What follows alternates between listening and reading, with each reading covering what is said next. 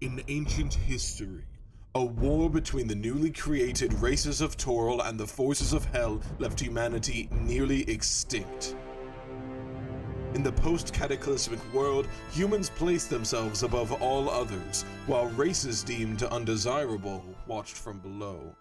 Ferox, a newly created race intertwined with beast and elf, were regarded to be even more monstrous and were forced into servitude. During the war, the gods and goddesses gifted unique arcane artifacts to those fighting against the Hells. These items turned the tides of war and brought forth brand new schools of magic in the form of the mage class. Alas, magic and hope fade from a world on the brink of destruction. Our hope now lends itself to a select and unlucky few.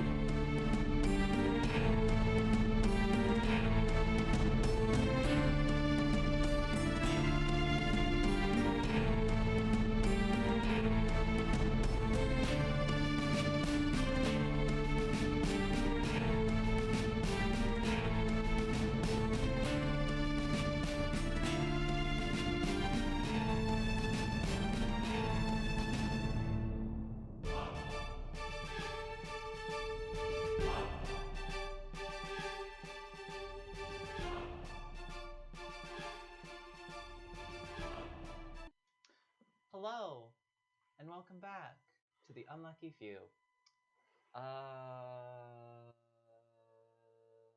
Yeah, I'm just gonna start it out. Is that like our bit? Is that like our Simpsons couch bit? Is just how I start the stream? I hope so. It's up to you. Okay. So, hi.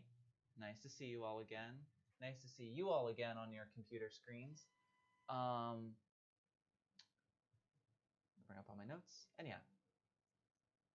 So we're back at it. Another super fun D&D 5th edition adventure coming at you. We have a super spicy one tonight, I feel like.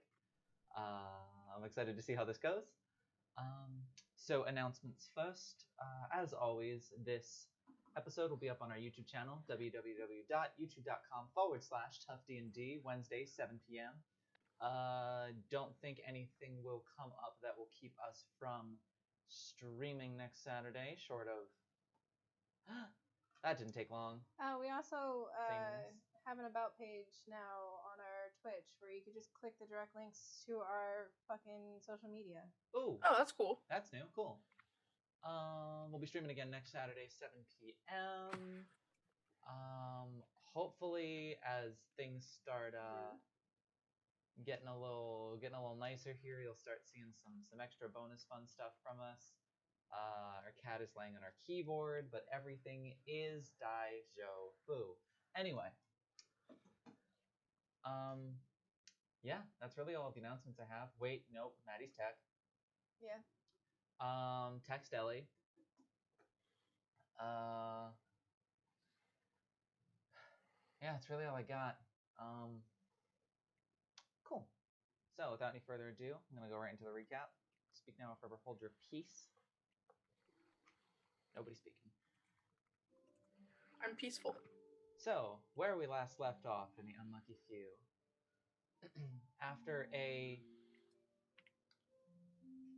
successful trip down to one of the guild's hideouts, where much blood was shed, a bunch of sleeping people were murdered, and some plans and other things were gathered. The group emerged, came back to the suites with 2 new humanoids in tow. They were able to get the 2, at this point, former guild members, I suppose, to speak to Rain in regards to what the guild had been up to as of late. And with that sort of taken care of, the group began to make preparations for heading to the ball. You all shopped for super wonderful magical items. Some of you picking up means to better protect yourself. Some of you picking up means to better entertain yourself. Some of you picking up things just for the hell of picking up things. And after the magical item shopping was done, you all went over to Rose's Silk? The Silk Rose. Silk Rose. No, there was a silk boutique. I was right the first time. And got your outfits ordered for the ball. And as the next 2 weeks kind of passed in preparation of waiting for the ball to happen, all of you wake up bright and early this morning knowing that the ball will be later tonight. Very exciting, but it is not yet time for you to go. And so, for the time being, the day is yours. What would you like to do? Endine was gonna speak with Vayanis, remember? Yes. And he also will like invite anybody who wants to come with. Sure. I'm game. Who's Vayanis? Well, you don't know who she is, but she's like a friend of his at the docks. It's not like I have anything else to do. Oh, Group goody, you all trip. get to meet her, my former employer. So is everybody going then? Sure. Sure. Look at this, it's a field trip. Alright, so you all get up, and after a modest breakfast at the Sweets, head into town, through the Market District, into the Portside District, and to the Moonlight Fishery. Sorry, what was that? It's the Moonlight Fishery. Yes, the Moonlight Fishery, where Fen used to work. I'm gonna bust in like I own the place. Guess who's back?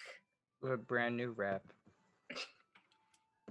You kind of get like a few people who you don't recognize, who may or may not be new, kind of like looking at you kind of like a little wide-eyed, a little bit like looking to their superiors to see what the appropriate reaction is supposed to be. A few of the people who know you kind of like immediately start, like, you get like a couple of waves, a couple of people kind of shouting towards you enough that it kind of like dissuades the any tenseness in the room. Mm-hmm. I'm here to speak to Vayanis. Is she in today? Me and my companions. One of the like the veterans of the fishery, like a half-orc man that you had previously gotten to know slightly over the course of your time there, kind of like goes over, like looks over to you and just goes, yeah, she's up in her office. Is she available to be spoken to, or is she in one of those don't talk to me because I'm in my office kind of moods? Last time I checked, she was in a good mood. Oh, thank goodness. Well, off to go speak to her, and then I just like confidently walk to her office, as I've done for many years previously. Right, you come in. The very familiar figure sitting behind the desk, kind of working on some paperwork before she looks up. Yes, Fendian. Vayanis, it's been such a long time, and by long time I mean only a few months. Indeed, but you do not visit particularly often. To what do I owe the pleasure? So, he does like that anime thing where he like, hold on, I'll turn off my camera and turn it back on just so I can do it. He's like this. Ooh, whoa. He's like, so I was wondering if you perhaps wouldn't mind doing me a teensy little favor, and I must say, helping me with this thing will also in turn help you because it involves one of your most valuable employees. Interesting. What is this favor that you are speaking of? So I'm gonna like look around and press my ear against the door to see if I can hear if anybody's listening on the other side. Make a perception check. Yes. That's an 8. Are we in the room with you, or did you just leave us in the hallway? I mean, I was assuming you guys would just follow me. Oh, okay. Yeah. You press your ear up against the door and you do not hear anything. All right, good. We're not being listened to. So, we have a little problem with the guild, but I mean, who doesn't, right? Going to say, to be fair, I do believe everyone has at least a little problem with the guild. Well, they have kidnapped my dear friend Gerder, who you've met before, and they've also kidnapped Cinderion. So that's not very good. And no, that is Gerder is a bit more of a you problem, it would seem, but Cinderion would be a bit more of a me problem. So you exactly. do have my attention. So I guess I just like reiterate like the timeline that we have, and that we're hoping, if possible, since their shipments are very important to them, perhaps you could cause some trouble with the boats, something like that. I don't know, pull some strings to make things a little bit more difficult for them, to give us some time to get our friends and then, like, I gesture to T and family out of there and safely back here at Baldur's Gate. Do you have a way of determining which ships are theirs? Oh, I was kind of hoping you would know that. I mean, perhaps we could just ask some of the workers to do a little bit of sneaky scouting. Yes, I mean, they don't exactly mark their ships as property of the guild. That would be a little foolish on their part. There might be fair random ships that they are using. There may be a particular shipping company that they are favoring. Oh yeah, there certainly is. And I look at Sylvanus.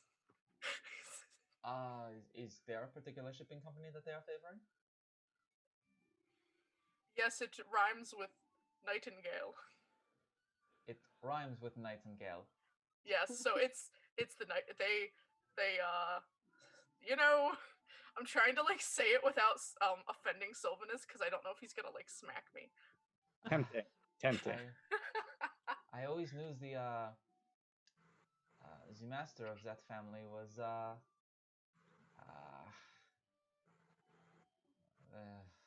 is kind of a bastard, to be honest. Do not particularly like the dealings that I've had with him up until this point, but I did not suspect he would go so far as to throw his lot in with the guild. Normally people with that much money and power typically are content to just, be terrible people on their own terms and not come and try and spread it to others in other cities. But hey, I suppose even, being rich and owning slaves and all of that fun thing gets boring after a while. I wouldn't know, but probably. Well, if you are asked, how certain are you of is this being the case?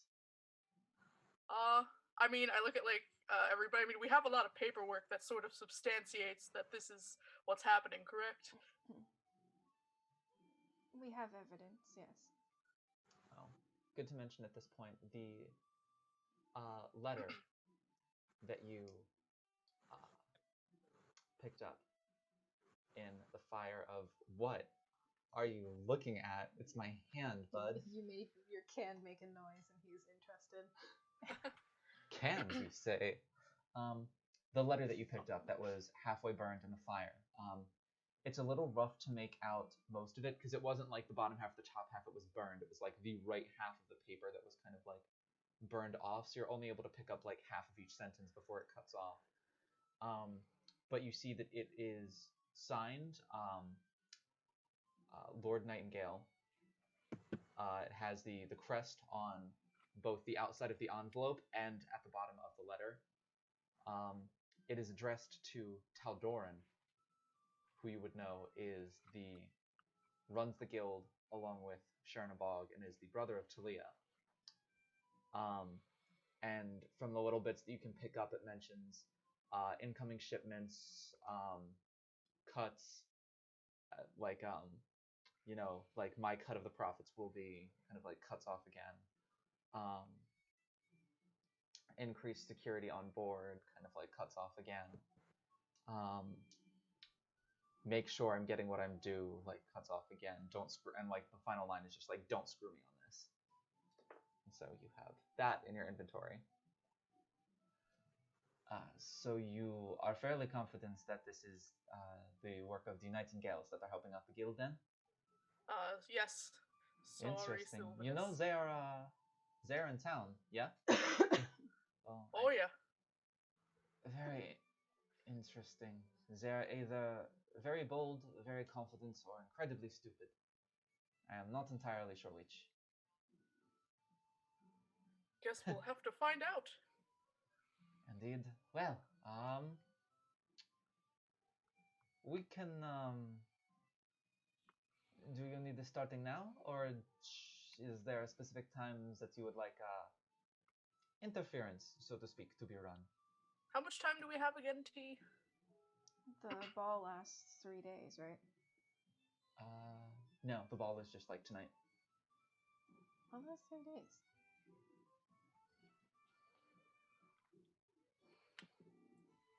Okay. Well, there we go. That answers that. Uh, 3 days is the Shield Meat Festival, which is where the Grand Gotcha. Tourney's at. so we leave tomorrow then. So you would like us to start tomorrow? If that works. By the way, you totally don't have to do this, but I figured. You'll start in The answer to your question is 3 15 weeks. days? Yeah, 3 weeks from tomorrow. So I could see you going back in the notes like, how long is it going to take us to travel there again? Yeah. 3 weeks time. That is more than enough. I can certainly do my best to cause interference as far as paperwork and legality is concerned here on Dockside. But you see, the thing is,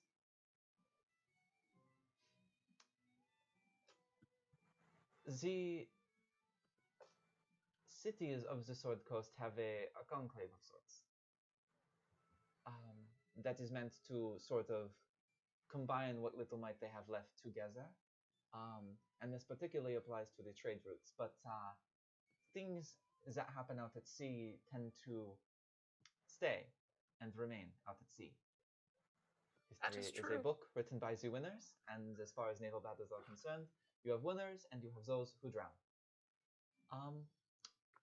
So there are people that I can reach out to help sink some ships, as it were. Ah, that's So, good. Make anything- sure that your people have flotation devices so they don't drown.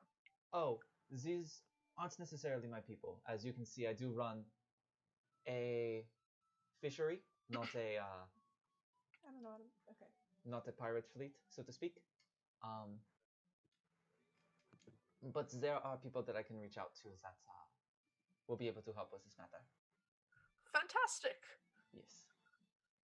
Do make sure that we do get our best employee back, as well as Gerda as well. She does occasionally come around to help out, and well, seeing as how she can lift about as much as 4 or 5 normal-sized people that we have here, it's certainly important to make sure they're both back safe. Also, I suppose to keep you happy Don't worry. as well. Old friends and all that. Yes, yes. Oh, but I haven't been taken yet. So, let's hope. Sorry about that. But yeah, she finishes speaking. Just gives her comments about Girder. Oh, and if you need to make contact with me, if you need to make contact with me at any point, we are staying at the Suites. You know, the big garish tower that's sort of popping out of the side. That's us. I was very curious as to what was causing that, but suppose that's Yeah, don't send curiosity. anything to my house anymore, because that got burned down. I also saw that. I meant to ask you about that, but I have not seen you around recently. But when someone said that your old house got burned down, I was assuming you were still a little bit. Oh no, you know that's understandable, but here I am. Once again, I'm not torn into pieces. You can't deny it and you can't pretend. I just thought that you were the best boss ever. All right, so I guess we should get going. Audie! Well, if you are done acquiring copyright strikes for your stream, then I suppose, yes, you can be off. Well, thank you very much, Fayanus. We very much appreciate it. Anything that I find while we're, out adventuring, I'll give you a little bit of thanks. I cut of do the treasure. appreciate that as always. And I, wave goodbye. I do a little bow, and then I head on out. All right, you head out. Your group now standing in the open air. The kind of salt, kind of you can taste a little bit on your tongue, a little bit kind of like in your nose from the fresh ocean breeze. What would you like to do? Don't The ball is we tonight. have to pick up Syl's outfit? We had to pick up all of our outfits. I thought ours were earlier sooner. It was just his, so it wouldn't be available until Oh, the day after. perhaps. I can't remember.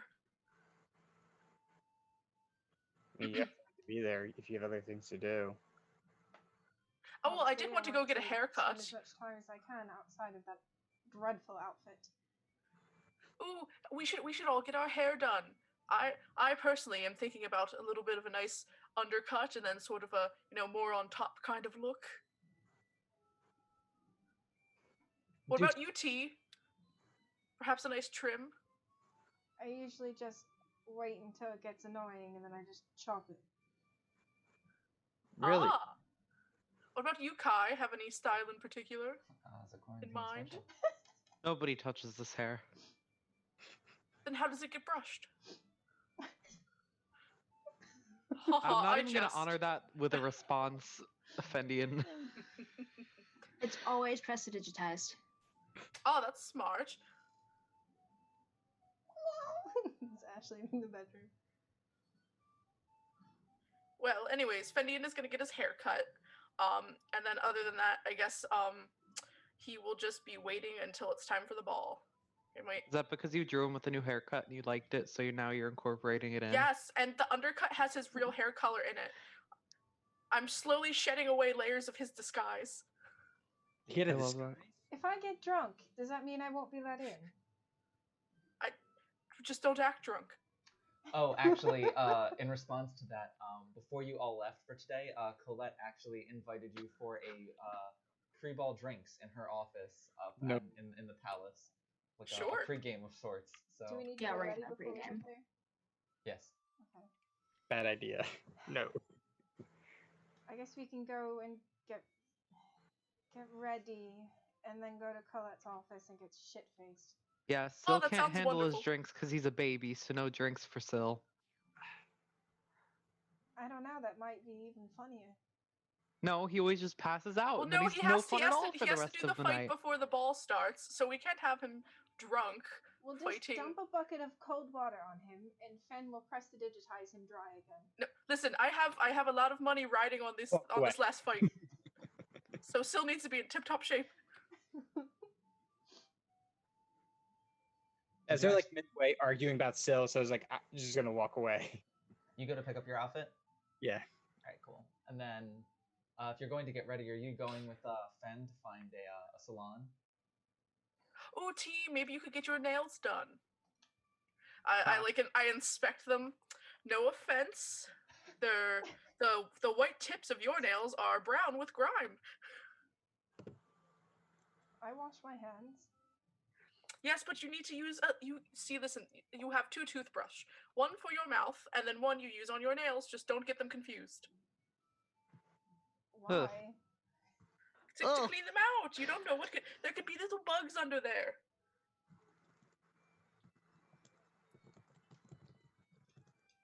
Kai, are you coming with? What to say? She's just like looking at you a bit speechless. How about I you, just Arwen? ugh. Ooh, I could get my nails painted a nice winter blue. Oh, it's settled. I'm doing it.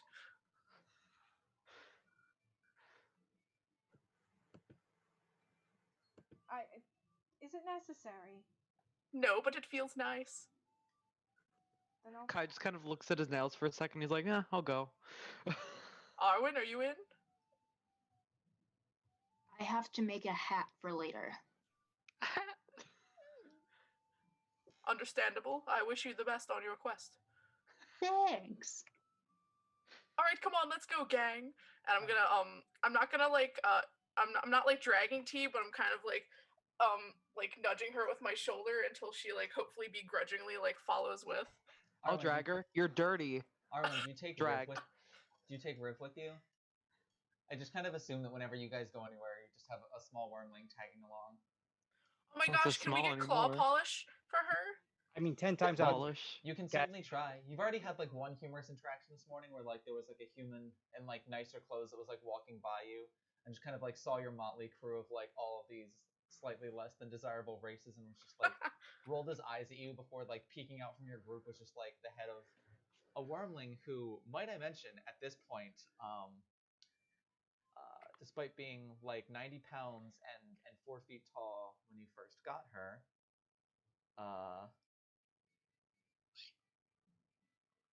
now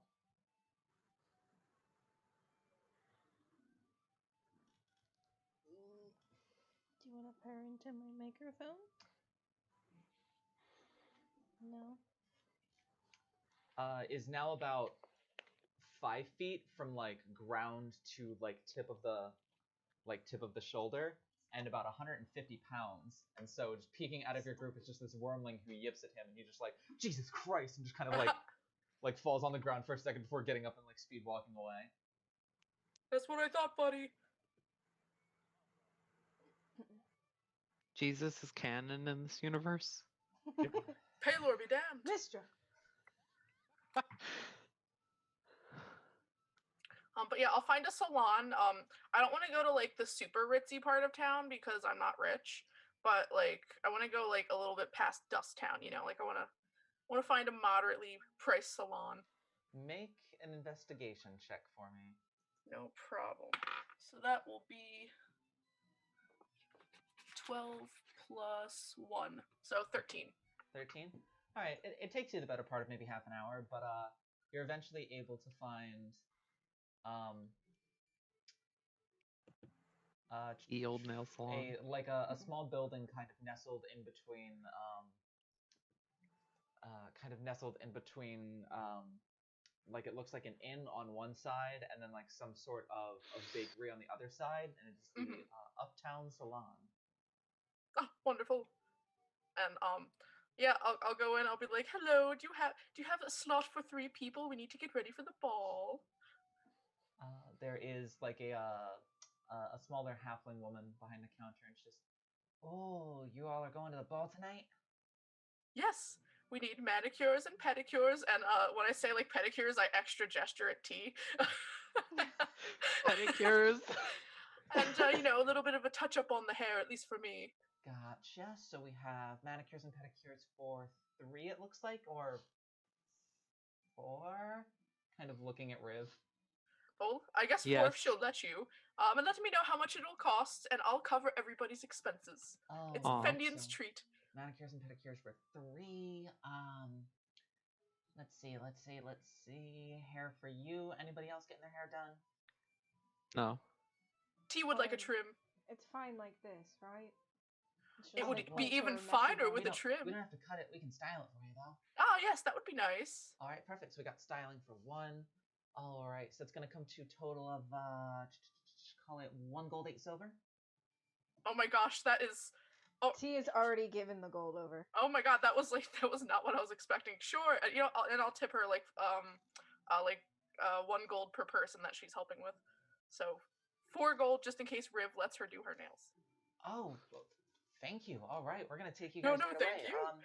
We got a couple of spots back here, so I'll just show you back, and they kind of takes you back. It seems to be like a halfling family that kind of runs this. It's like a family business. I'm so excited. One of like the younger, it seems like maybe the daughter of the woman who's up front, kind of like running it, sits in front of you, T, and just goes, oh boy, let's see.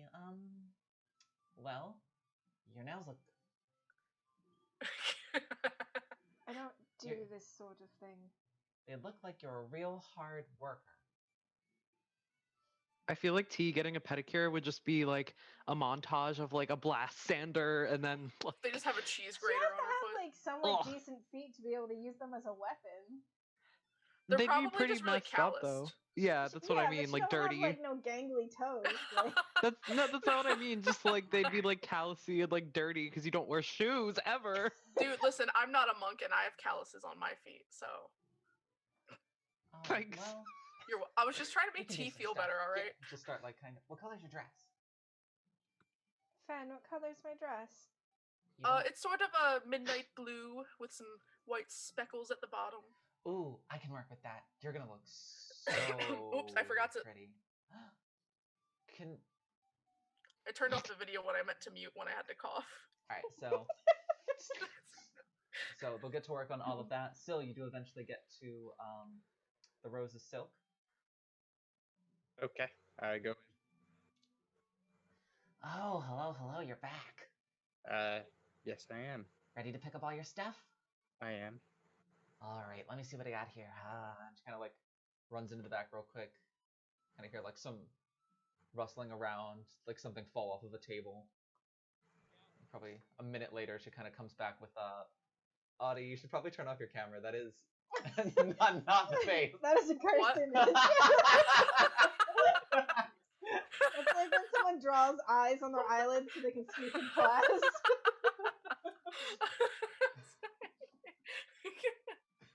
Okay. You literally looked like you for a second you got hit by the Jeepers Creepers monster.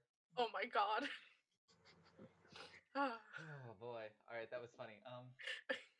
Yeah, about a minute later she comes back with just like an entire like armful of clothes still for all of your various layers. Just kind of like holds them out.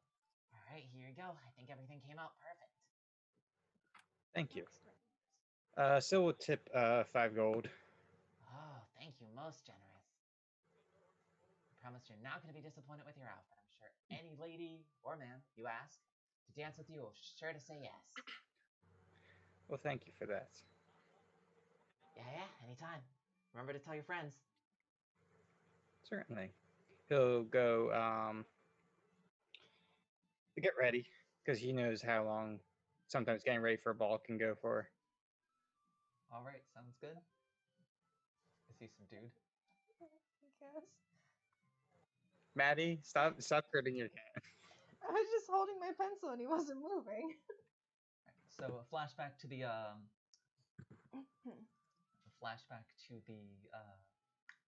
spa.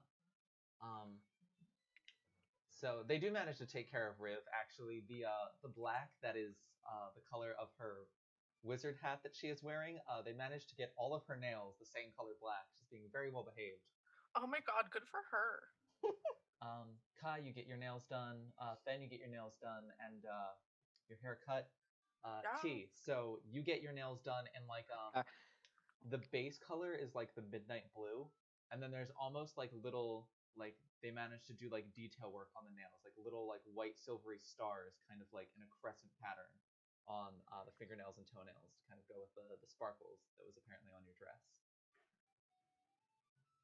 And then for your hair, is it shaved on the sides or is it just all brought up into a bun?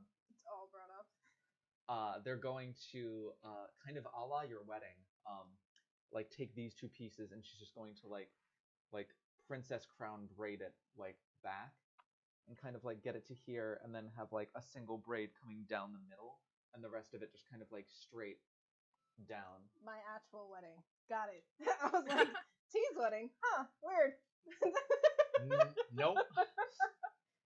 And she's also going to make sure to kind of like weave like white sort of like small white like wild flowers into the crown to kind of continue matching the dress. And then as they finish with that, Fen, you're still getting your hair finished up, but the younger halfling that was working on T is gonna come up and just go, hey, so I think I know what would complete the look for your friend over there, kind of gesturing at T. You think she would let me do her makeup too?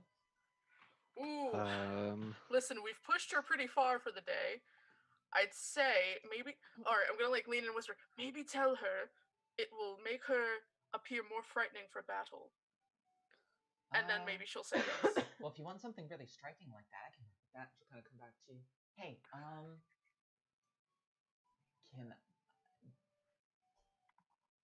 let me do your makeup for tonight. It's war paint, T. It's war paint. I can make it look really striking, really bring out some of your natural features, like some of your soldar, make it look kind of like crystally and all intense. She just kind of looks at Fen, kind of like internally whining. Do I have to? You don't have to, but it would be fun.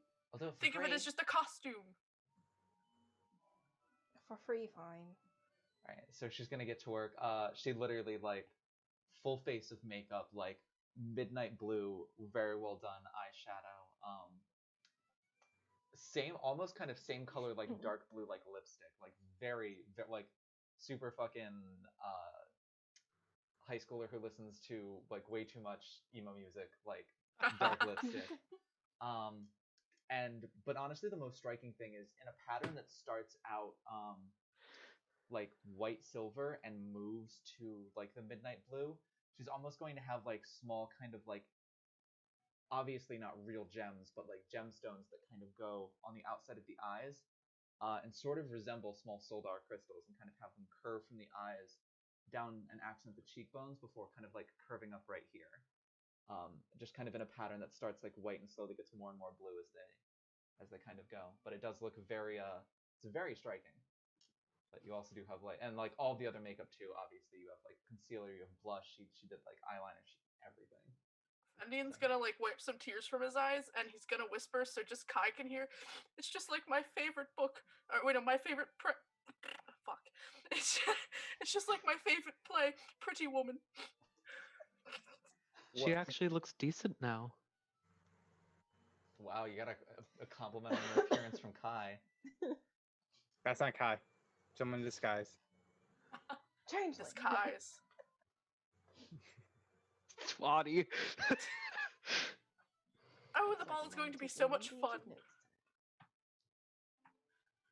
Yep. Nope. That's all you get. So they eventually. Kai's just like, I'll finish do up my with you. makeup at home. What do you guys?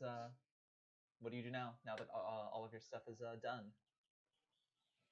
Are we meeting back up at the suites, or are we just gonna all meet up at the wall? We have to, Well, we put have to our go to outfits on. Colette's. Yeah, I was gonna say you guys are still in standard clothes. Right. So I suppose we should get changed, and then we'll go to Colette's, and then after we've had a little bit of fun, we go to the ball. Why does this feel like prom? It basically is. Because it's prom. It's adult It's prom. prom. Oh, I don't even have a date. Well, my date is currently kidnapped, so. Womp womp. All right. Well, he's just gonna be like, "Let's go." My face feels heavy. I'm just gonna like kind of complain the entire way back. Yep, I follow back. Just head back to the suites. Cool. Alright, so you all head back to the suites. Upon arriving there, the place is honestly fairly empty. Specifically, the tower itself is deserted. It seems like everyone is busy getting ready for today, and so there's not much of anybody anywhere. Upon getting back, though, Riv immediately seeks out Arwen, and Arwen, you're able to see Riv all done up in her new black nails. Clack, clack. Cute. And I will automatically just hold my arms out for her. She kind of takes like a 2 or 3 step running start, a huge flap of the wings, and just tackles Arwen to the ground very playfully. She won't be able to do that for long. She might just end up crushing Arwen at some point. Likely. That's okay. I can't think of a much better way to go. We'll get Arwen padding. Huh? We'll just get Arwen padding. Yeah, that's fine. Just put me in a bubble, you know? If I lose a limb, just, attach a new weapon on, and we'll be Those fine. like dog training suits that are like all padding. Yeah. Except mine's Velcro, so I stick to people. Sorry. How very Arwen. Arwen, how tall are you again? 5'3"? 5'3", probably. Alright. Bye. Riv is actually gonna kind of like, after she tackles you, kind of like get off and kind of like nip at your sleeve and kind of attempt to pull you up. And I will lay there and... Well, did I mute myself? No, I didn't. I'll lay there and pretend I can't get up. She starts like nudging your side, kind of attempting to roll you over and like pick you up. I'll roll over, but I won't get up. You're like Sad the dragon people noises. pretending to be dead to see how their dog reacts. What if I just roll over again and don't get up? You still don't get up? No. Frustrated dragon noises. I'm gonna be like, Riv, oh no, what's Okay. that? It's This isn't gonna go anywhere It's else, so I'm just gonna okay. stop frustrating the wormling, and I will I will get up, but I will lean on her heavily. All right. She kind of like, as you're leaning on her, begins to head out the door and up the stairs. Oh Oh, gosh, this bitch gonna jump off the roof with you on her shoulders.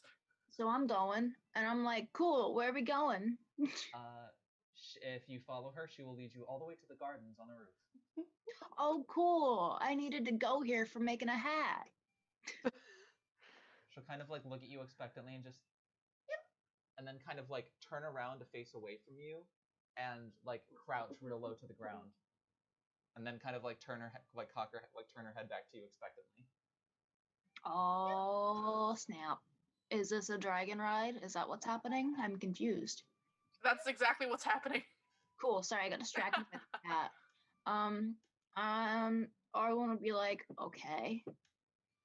And he'll think about it and he'll be like, I don't want to squish her. But then he's like, wait, she's like 3 times my height or my weight or whatever. I was So, about to say, like if she's sitting on the ground, just like standard sitting position,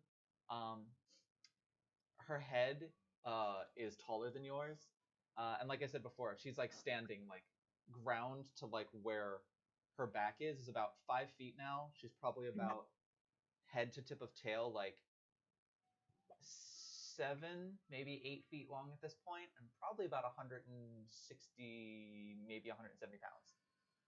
yeah, she's a big old bean, and that's cool. So he's just gonna be like, hell yeah, let's see what you're up to, kid. And he'll get on and he'll wrap his arms around her neck. She'll kind of like slowly walk her way towards the edge of the roof before she just throws herself off the side, wings flapped out, and at first just kind of like starts gliding around the tower. Which of you has the highest passive perception? Probably Mine is 14. me. Mine is 15. 8. What is it? 8 plus 10 plus perception. 10 plus 13. Kai, what do you got? 15. All right. So just kind of like you're in your room getting ready. You kind of look out the window for a second, and just for a brief moment, you see Riv just fly by the window. Arwen just kind of like on the back, arms wrapped around neck, just. I imagine it's like one of those like in the middle of putting lipstick on, like kind of like Like you're eating a spoonful of cereal and you see it just fall into the table. um he'll stare at the window a bit longer after Arwen passes by, and then just shake his head and go back to what he was doing. Yeah, but Riv probably spends about 15 minutes flying around. She flies you over the bridge, leading out of town, and then kind of over the river for a bit before kind of circling back around, going over the docks and over the market district, kind of always staying maybe like 80 or 90 feet in the air, and eventually kind of coming back to the tower and kind of landing on top of the tower. She kind of like shrugs you off so that as soon as you fall off of her, she can like lay on top of you again. He'll just lay there and accept being laid on. I'll be like, yo, that was cool. When'd you learn to do that? Works for me. That's cool as heck. And now Riv can have small riders. Right. And so with that, what hat do you make? Oh, I made matching hats.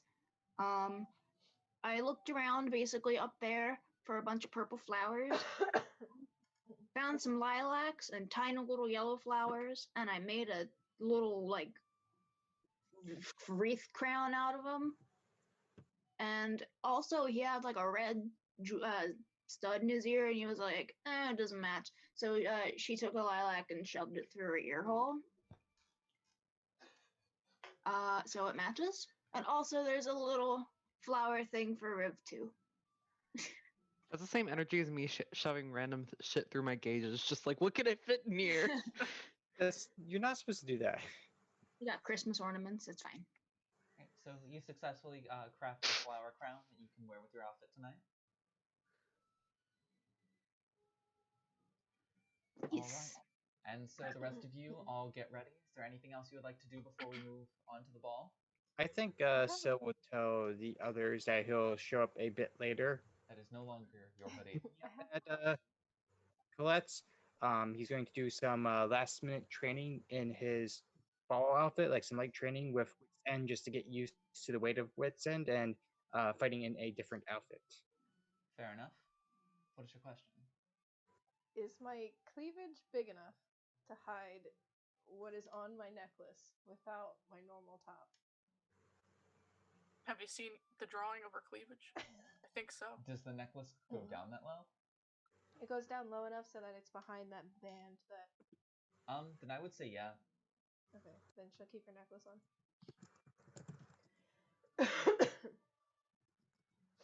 Anything else anyone else would like to do? I can't think of anything else. T is going to be like holding the shoes in her hands for as long as possible. I am gonna shove as many odds and ends and weapons as I possibly can into all of my belts and straps and things. I think you're not allowed to have weapons there. Are we just gonna be hung up at the gate as guards just like take weapons after weapon out of his belts? Like, What if I put them up my pants, like into my hip where I've Oh my got the God. straps? Do you think anyone will notice? I'm wearing a kilt. Who's gonna check? A creep. have Lucian be the one to check you. Are we not allowed to bring weapons? It was never mentioned. Doesn't matter if we're allowed or not. What matters is if they find out and if they don't like it. Worst case scenario, you could always just leave them in Colette's office. Like, You should just all have a pact with Shard like I do, and then I make my weapon appear and disappear a couple times. So you could do this. It's like a free pocket. Aren't you scared of shit? No, I still need a pocket of holding. We'll find you one eventually, Arwen. so Fen, waiting. Yes. you kind of like swing your hand out and your weapon appears in your hand, and then you like swing your hand out again to make it disappear, and it doesn't. Oh, what did I do?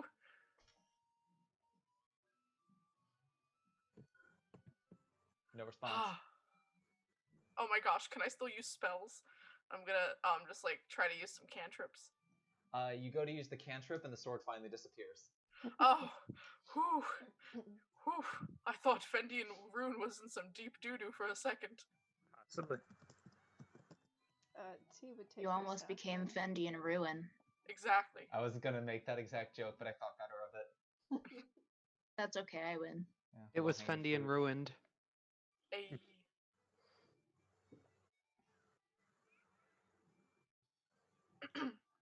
So, you all get ready. Arwen, you're bringing your weapons.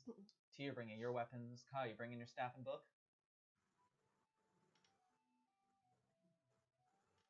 I mean, he has all those belts. You could also leave it in Colette's office if it ends up being that we can't bring them. I'm I'll gonna also bring bring I'll bring my little fuzzy pouch thing that I bought. I'll just like have it in my pocket. Gotcha. I'm I gonna feel bring the like jelly beans. his outfit doesn't really have like anything to like hide weapons in. So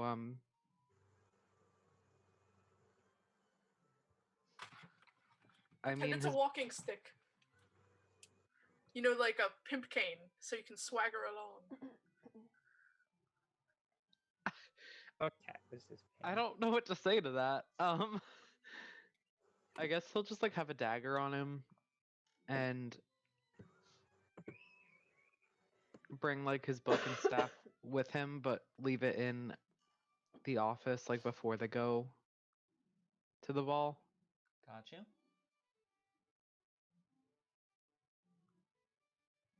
I'll bring my harp.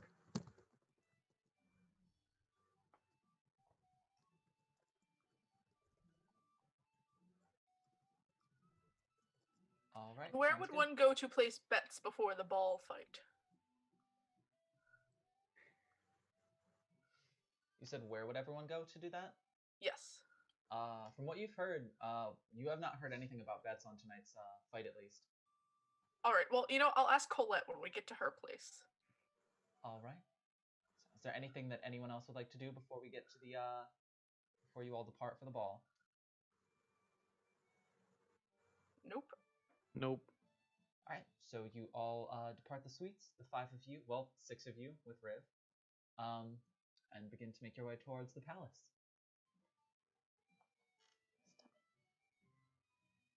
Any conversation you would like to happen on the way there, or just fast forward right to it? I can't think of anything. Should we show our outfits real quick? Oh, yeah, you certainly can. Courtesy of the lovely Audie, we have drawings of our outfits. And me, I drew my own. Oh, and yes, Ash drew Wait, hold Chiron. So first we'll start with Kai and his lovely gold vest. And then there's Fendian and his little winter outfit. And look, I even drew his little scars. He's more proud of his body now. And I also added the nail polish. Like just now. Yeah. And then we have Arwen and its cute little kilt, and his socks match it, and he has this little flower crown. He also has tail jewelry. And then there's T with her big bahungas. I also did her cool little tattoo. And do you like the look of disgust on her face? Yes. And last but not least is Sylvanus. I have to zoom in because I used the wrong size brush when I drew him, so the details are a little bit finer. But there he is in his fancy little captain's jacket, and I gave him a little thing of wine because he likes to drink. He's not good at it, but he likes it. I mean, you guys make him drink. And that's the gang. The gang's all here. The screen share is gone now, right? Yeah. Yes. All Yeah. right, cool. Just wanted to make sure. Unless. Alright,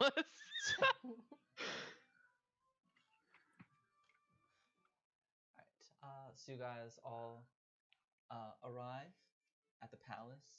Things already beginning to be set up for the night there.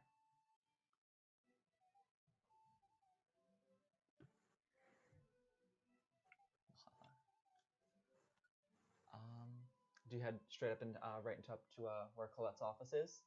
At the very Sure. least, still, you would definitely know where it is. Yeah. I'll remind you to wear shoes now. I put them on. Look, they're made of satin. They must be quite comfortable. They're constricting. They'll keep your tootsies warm. They weren't cold. Well, now they really won't be cold. They'll be extra not cold. They'll get sweaty. That's why we have deodorant. For your feet. Yes. Oh, there's Does much you have deodorant to learn. exist? Yes, it's called potpourri. It could just be cologne or perfume. Anyways, I'm gonna ask somebody to show me where Colette's office is because I don't know where it is. The old speed stick. Still knows where it is. But he was there before us, I think. No, you all five of you walk together. Oh, 6 okay, of you, cool. technically. So yes, you begin to head up. There's quite a bit of because below the first floor is where the servants' quarters are located. So you kind of can see a lot of the activity beginning to rustle throughout the first floor and people getting ready for things. The ball itself is taking place in the grand ballroom. They kind of have opened up a number of rooms in addition to that, kind of all into one large space on the 4th floor. You would know that Colette's office is on the 5th floor, sort of next to the library. So you lead everyone up there. The door to the office is open. Fendian is out of breath from all of the stairs. Are you gonna be okay, Finian? I don't exercise much, Sylvanus. That's why I hate living in that blasted tower. I wish there was just a basement. Just the basement. You'd have to walk downstairs then. I don't know, Kai. You wish to do some adventuring, which requires physical activity. Yes, but just walking on the flat ground. There's no stairs in the wilderness. Hills? We have countered a lot of stairs. Actually, I the have Yes, and I hate them. I hate every minute of it. If I could take my horse inside of the ruins everywhere we go, that would be great. Perhaps take a spell where you can stand on a disc or something. You know what? I think I shall learn levitation. Oh, that works just as well. I need my inhaler. Kai, do you have this much trouble with steps as well? I don't know what joke you're trying to lead up to, No, Sylvanus. I was actually being genuinely concerned that this was just not offending. Oh no, I'm good, thanks. When we get to Colette's office, I'm going to dramatically flop down into a chair. You do so. There are already a few people in the office. You would see Aqua, Knight, and actually, yeah, just Aqua and Knight. Not in any sort of ball attire. They're both in their like academy prefect uniforms. Currently talking to. It looks like Colette's kind of hidden behind them. You would see Gab in like a nice like kind of light blue, almost the same color as her hair. Kind of like a high neck cut dress that kind of goes down to about her knees. Sitting over on one of the other chairs. And that seems to be everyone who is here thus far. All of you walk in. Fen, you flop down on a chair. Colette's not even here? Or? No, Colette is currently talking to the twins, but she's kind of like standing behind them to your point of view, so you can't really like see her. You can just kind of like hear her talking. But as they see you come in, the twins kind of turn and like look to you and kind of give like a Knight gives like a jaunty salute. Aqua kind of waves. Like I said, neither of them are in like ball attire. And Colette kind of steps out from around them. Her makeup is just exquisite, what you would expect from someone who regularly has to deal with the nobility, and her dress is just, it looks very, very finely made, almost like a really nice like silk material. It is like midnight black, kind of like a Queen Anne cut, kind of both covering the like this part of like her collarbone, well her like shoulders, while leaving like half of her collarbone and like kind of low cut. Showing off what she needs to show off as well. It's unlike yours, is not very flowy. It hugs her body very tightly and only goes down to about mid thigh. And she is also about 4 or so inches taller than she normally is. She has like a matching pair of like black heels that are like stiletto, finely pointed. Almost seem to have something imbued into whatever material they're made, like the leather that they're made out of. It kind of like they sparkle a little bit in the light as she walks. Well, I'm glad all of you could make it. All of you look quite nice, very regal and fitting a ball, and holy. T's just like looking for alcohol at this point. I know, she's wearing shoes. She is. You look nice. Sorry. Fendian's just gonna nudge somebody, whoever's closest to him, with his elbow, go wow, wow, wow, huh? I hope it's not me. It's Kai. It's Kai. I'm nudging Kai. We're like, look, she's at a loss for words. It's the low cut of the dress, I bet. Just sigh. Looks like convincing, but I did convince her to get a dress. I can see that. I am more impressed at whoever convinced her to get her nails and hair and makeup done, but you do look very nice. Right, drinks. That's what everyone's here for. Yeah, there's a tall glass of water right there, and I gesture to T. T's gonna like make a fist and then just trying to find alcohol at this point. I almost was like gut punch his pen. I was like, no, we're in nice clothes. Seems So's not the only one getting in a fight tonight.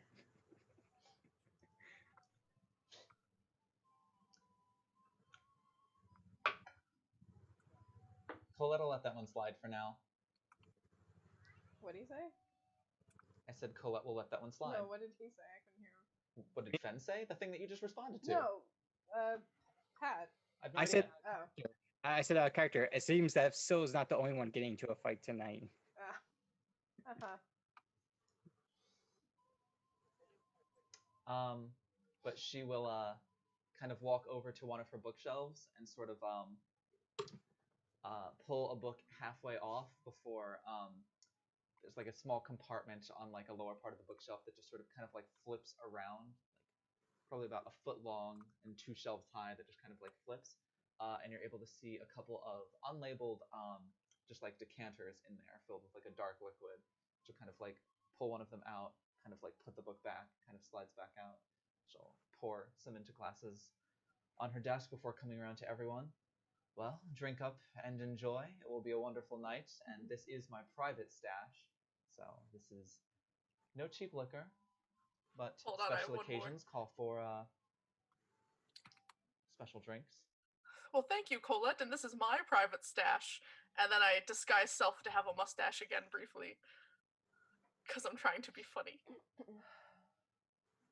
Has anyone ever told you how incredibly charming you are? Nope.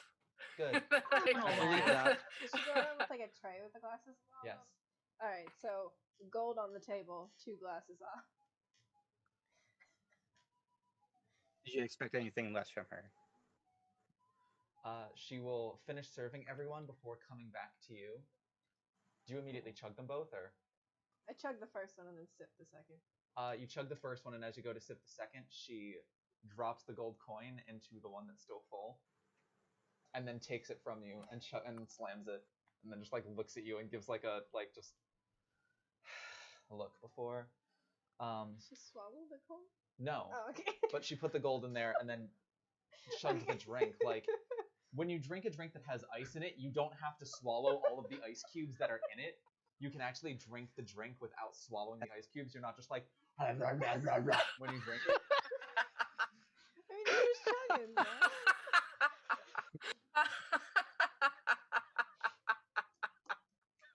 But she'll get about 2 steps away from you.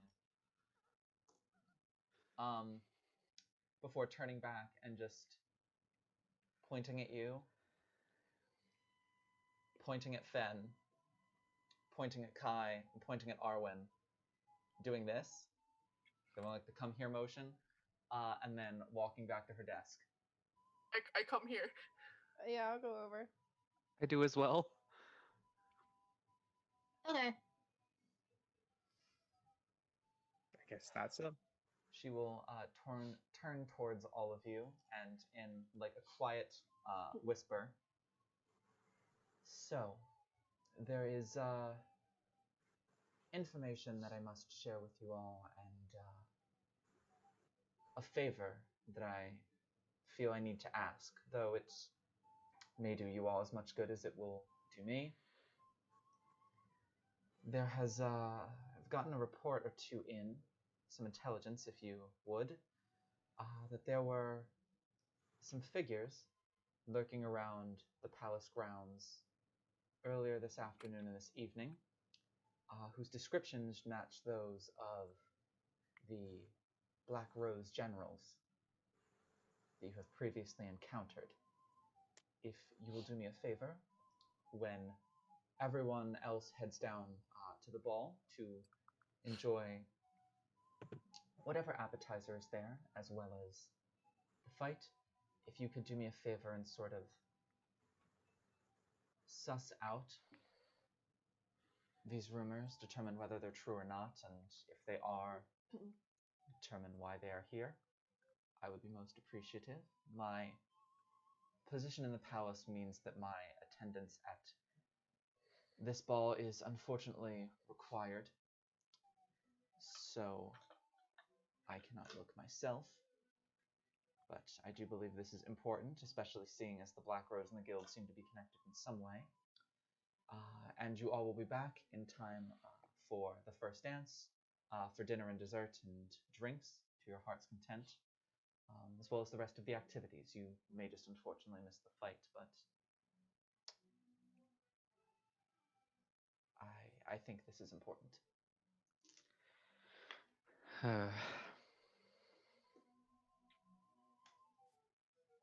And if we do come across them? Determine why they're here. Determine whether they're here for something that is guild related or not. Determine why they have taken such an interest in the city of Baldur's Gate. It's, once again, things that seem to benefit you as much as it would me. If the Black Rose is as back as they seem, operating as a cult again, serving Baal or some sort of other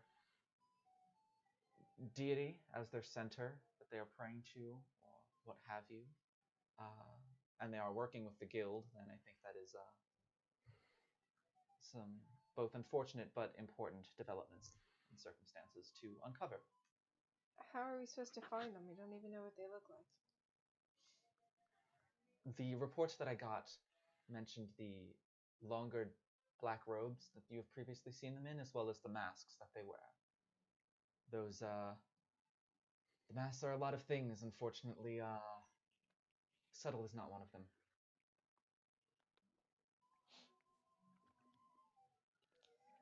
Well, if it means I don't have to be around all those pompous assholes downstairs, I'm fine with that. Excuse you, I'm one of those pompous assholes. At least I am when I'm on the clock. But, appreciated. For what it's worth, the intelligence said they had seen 2 figures specifically lurking about, so they may not be even at their full strength. I believe 4 is the most that anyone has ever seen at once. That was at the basin, so hopefully there is not enough of them to give you any sort of trouble. Do you want us to kill them? Capture them? I trust your judgment for this, but obviously information is significantly more important than our lives at this point, I think. As far as specific places that they might be, they would most likely want to stay away from where the ball is on the 4th floor. Important places on the other floors would probably be, you have the Knights Barracks on the 2nd floor. You have the Council of Four's offices on the 3rd floor. I believe you've already been there. The Flaming Fist compound, also on the 2nd floor. The Academy crossover is on the 5th floor. There's the section of the palace that leads to the Academy. They are directly connected indoors. The servants' quarters are down on the just below the 1st floor. I believe you saw them when you came in. And then there is the place of worship in the palace, the Lucid Conservatory, the steps to which are on the 5th floor as well. But I missed Academy Bridge and Council of 4. What floor were they on? The Council of 4 is on the 3rd floor, and the Academy crossover is on the 5th floor.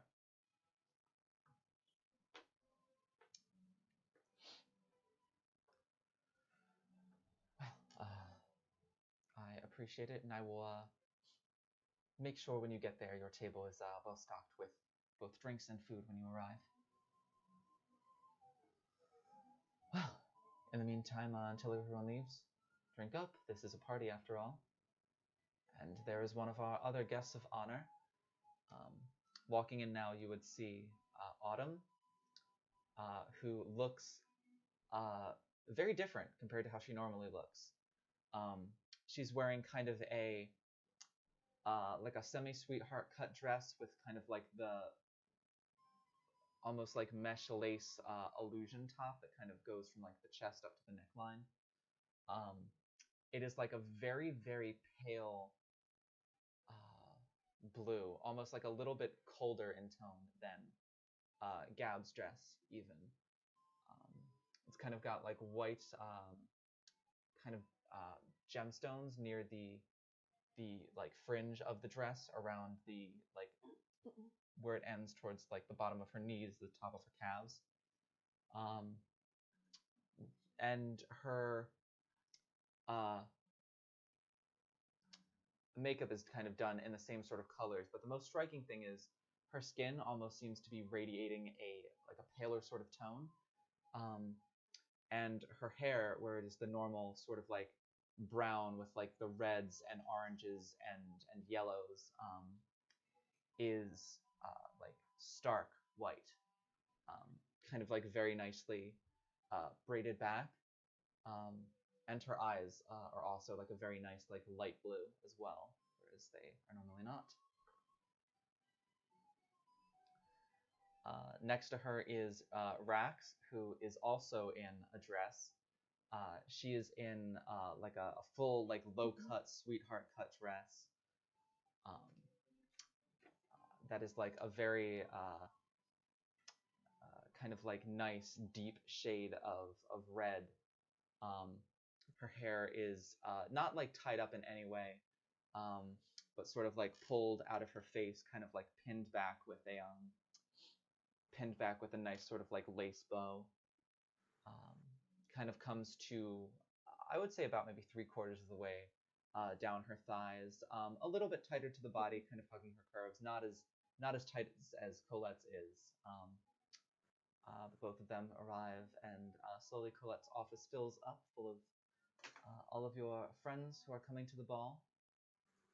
Is there anything anyone would like to do before we move towards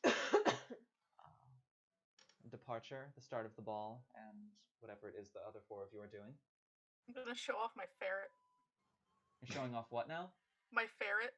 You successfully make an animal Everybody handling meet check. Mipsy. Animal handling. Yep. Is that what kids call it these It's going days? to be Uh, 15 plus 2. You said what plus 2? 15 plus 2. You show off your ferret. Her name's Mipsy. You show off Mipsy in all of her glory. T will go up to Autumn. You look nice, but why change? Oh. Rax kind of turns towards you. She said she wanted to do it just as, I mean, it is, what is the specific name of this holiday again? Oh my gosh, is she gonna turn into a winter Eladrin halfway through the ball and stun us all? She already what did has. she do? She looks different. Why? She's normally like a fall Eladrin. Eladrin have appearances based on the seasons. But fun fact for Eladrins, after a long rest, they can pick any season they would like and change their season at will after a long rest. And so since this is the midwinter, no, not midwinter. Since this is a holiday whose name I am going to look up, because it's absolutely on a specific day that is noted as a holiday in the Forgotten Realms. She's a winter Eladrin right now, then. It's the Feast of the Moon, which is kind of like the entrance into winter, so to speak. So she has kind of changed today into a winter Eladrin and kind of based her outfit around that. I knew it! Haha. But she said she just wanted to fit the occasion, and so she probably won't stay like this for long, just because her personality isn't really suited towards a winter Eladrin's disposition, in case you haven't met her, but she thought it would be fun for today. Plus, she said she wanted her hair to match the dress. Alright. Autumn kind of turns to you and just...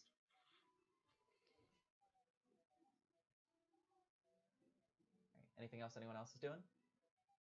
Nope. Go ahead. Arwen goes I would first. attempt to hit on Rax, but I wouldn't know how. You can certainly try. But I wouldn't know how. So she's probably just staring at her from a distance, like, You do that. So we'll get up to greet the pair. Sylvanus, you look nice. I think so. Just knowing so very well, he would like open his mouth like once, shuts it, like opens it the second time, shuts it, like open the third time, trying to compliment and You two look wonderful. Thanks. I don't wear a dress very often, let alone one that I plan to fight in, but it's a special occasion, I suppose. Autumn's the one who went all out. I also don't normally fight in outfits like this, but I wanted something different.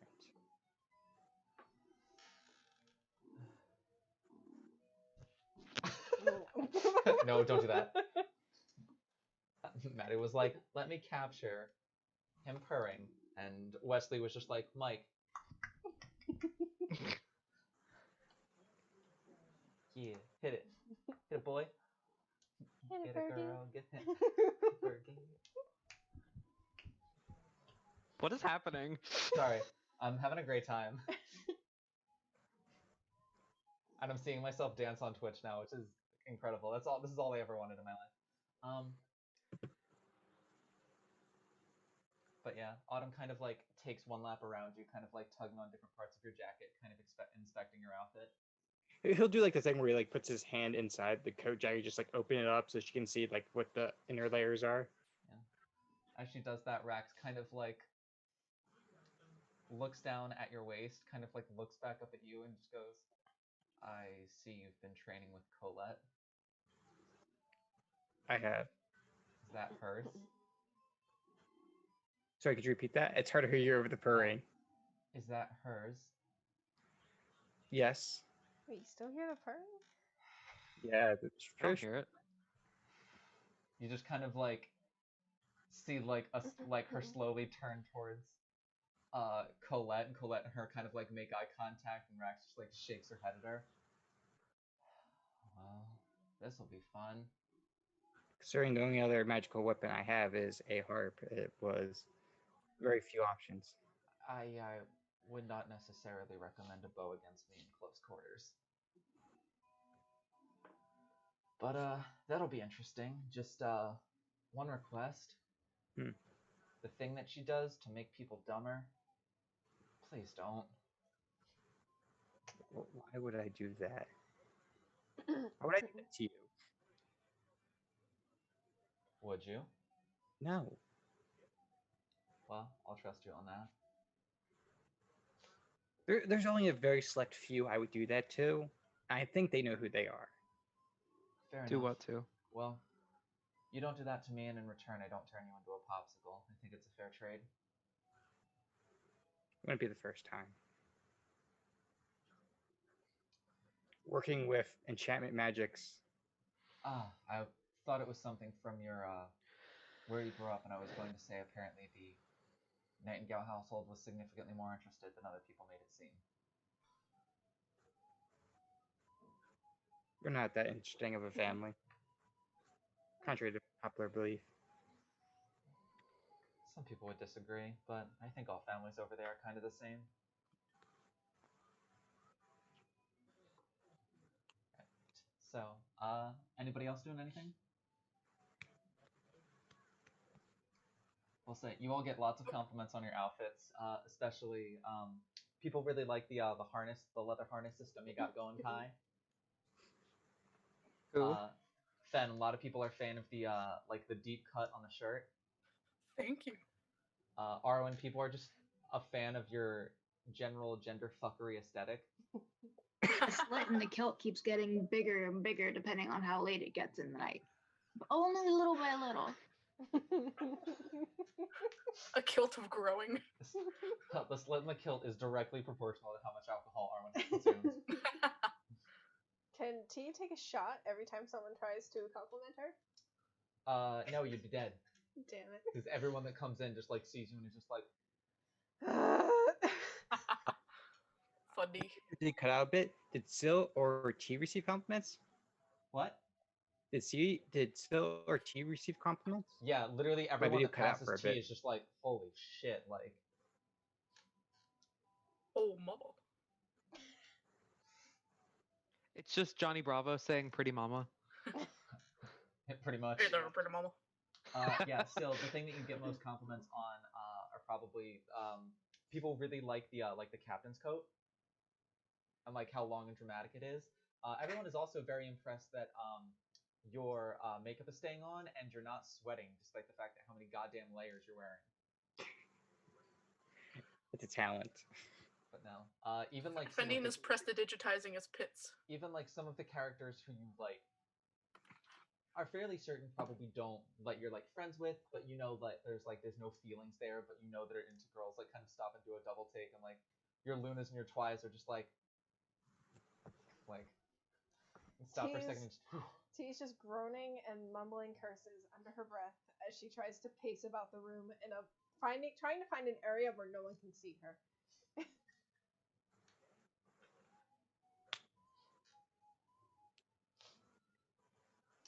kind of get to a corner,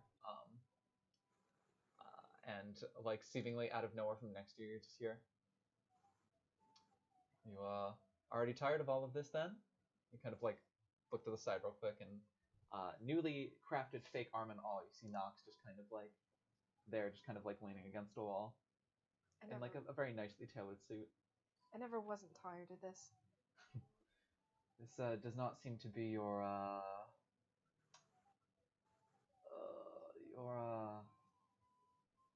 forte, so to speak. This kind of area. Seem more of a someone who prefers not rubbing elbows, more of a go-getter, if you will. Yeah, I already wore a dress once in my life, and I thought it would be the only time I'd have to wear it in my life. Yeah, well, I mean, to be fair, when my sister and I left our oh so incredibly noble Drow family, I thought the same thing, but here we are, aren't we? I'll excitedly greet Twya Nox, and even though he didn't hear what Nox says, he'll be like, "Oh, it's so nice to be dressed in noble attire again." And I'll spin around with all my sashes and stuff. Oh, this is the one thing I miss the most. Twy would just kind of look at you and just, I think it's all you on that boat. Woo! And he's waving his arms around and watching the sashes go everywhere. This is going to be quite fun to dance in. Who wants to be my first dancing partner? Can I be right there to be his first dancing partner? Absolutely. Sure. Just because I'm enjoying watching the flappy arm sleeves. That's what Ben will be forever known as. Well, you might want to drink up. After all, this is a long night of dancing ahead of you. Just think of it as intricate monk maneuvers. You seem to be gathering everyone's attention here. T's just gonna try and start walking towards the door. Just like wait in the hallway. She's like, I just want to get this over with. I'll just like walk over to her and like grab her by the shoulders and turn her around and walk her back in. No. I'll say one of the last conversations that as Fen kind of talks with Twy and Nox, who are there kind of just like enjoying the moment, talking to you guys. Oh, that's right, there's two more things that need to happen. Arwen, you would get approached by Luna, who's wearing like a nice kind of like a deep royal purple, off the shoulder, slightly more low cut dress that's flows a little bit looser, but is around the same length as Colette's, kind of like comes down to about mid thigh. She's also she's normally like a couple inches taller than you. I'm sorry, I just got interrupted and she wouldn't go away. All good. I couldn't hear some of that. Can you go back a little? You get approached by Luna, who's wearing like a deep royal kind of purple colored dress, kind of like cold shoulder style, somewhat low cut, kind of loose flowing, comes down to about the mid thigh. She's normally a couple inches taller than you, but it's being further accentuated by the fact that she is in like 3-inch heels, that are like really like a light kind of like white silverish color. Her hair kind of done, sort of like braided around her ears. No weapons or anything else on. Kind of looking very different from how she normally looks. She kind of like takes a couple of slightly off balance steps towards you before stopping in front of you. Hey, you look really nice. Thanks. look a little off balance, but also like you put on a whole new body. Yeah, no, I don't understand how anyone up here in the nobility constantly walks around in these lady stilts. This is terrible. Ugh. I'm gonna push her shoulder back a little bit to see if it makes her stumble. No, no, no, no, no, no. She kind of like steps Oh like God, 2 or I'll 3 steps catch her. back before catching herself. I'd help her like catch her around the waist for a hot sec because I thought she was like gonna fall. You catch her around the waist. Yeah, because she's kind of tall right now. Yeah, she will like kind of like fall into you a little bit, and the two of you stand really close together. You can like see her face slowly heating up. Wolf Thanks. whistle. Arwen-chan, ooh woo. Whoa. So if at all possible, you think you could maybe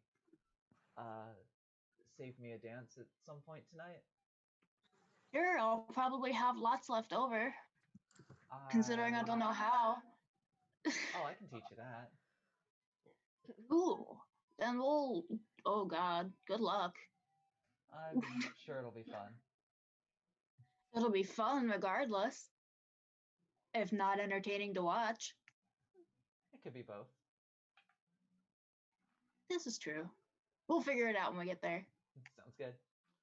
Right, and so with that, we move to one of the last people that comes in. Kai, as you're like talking to Syl or whoever else you're talking to, from behind you, you would just hear. Behind who? It just keeps coming up for me. I'll turn around. You turn around, and in a like full sweetheart cut dress, once again about the same length as Colette's, only coming down to about the mid thighs. I think your mic just went in your dress. Goodbye. Sorry, my elbows slid across my desk and farted. Okay. Did you hear it? Yes. I'm I gonna saw mute. it disappear, and your dress was turned a little bit. I was like, oh no. Like pure like midnight black in color, black heels, like almost the definition of like a little black dress. Like a cocktail dress, kind of. Yeah. Her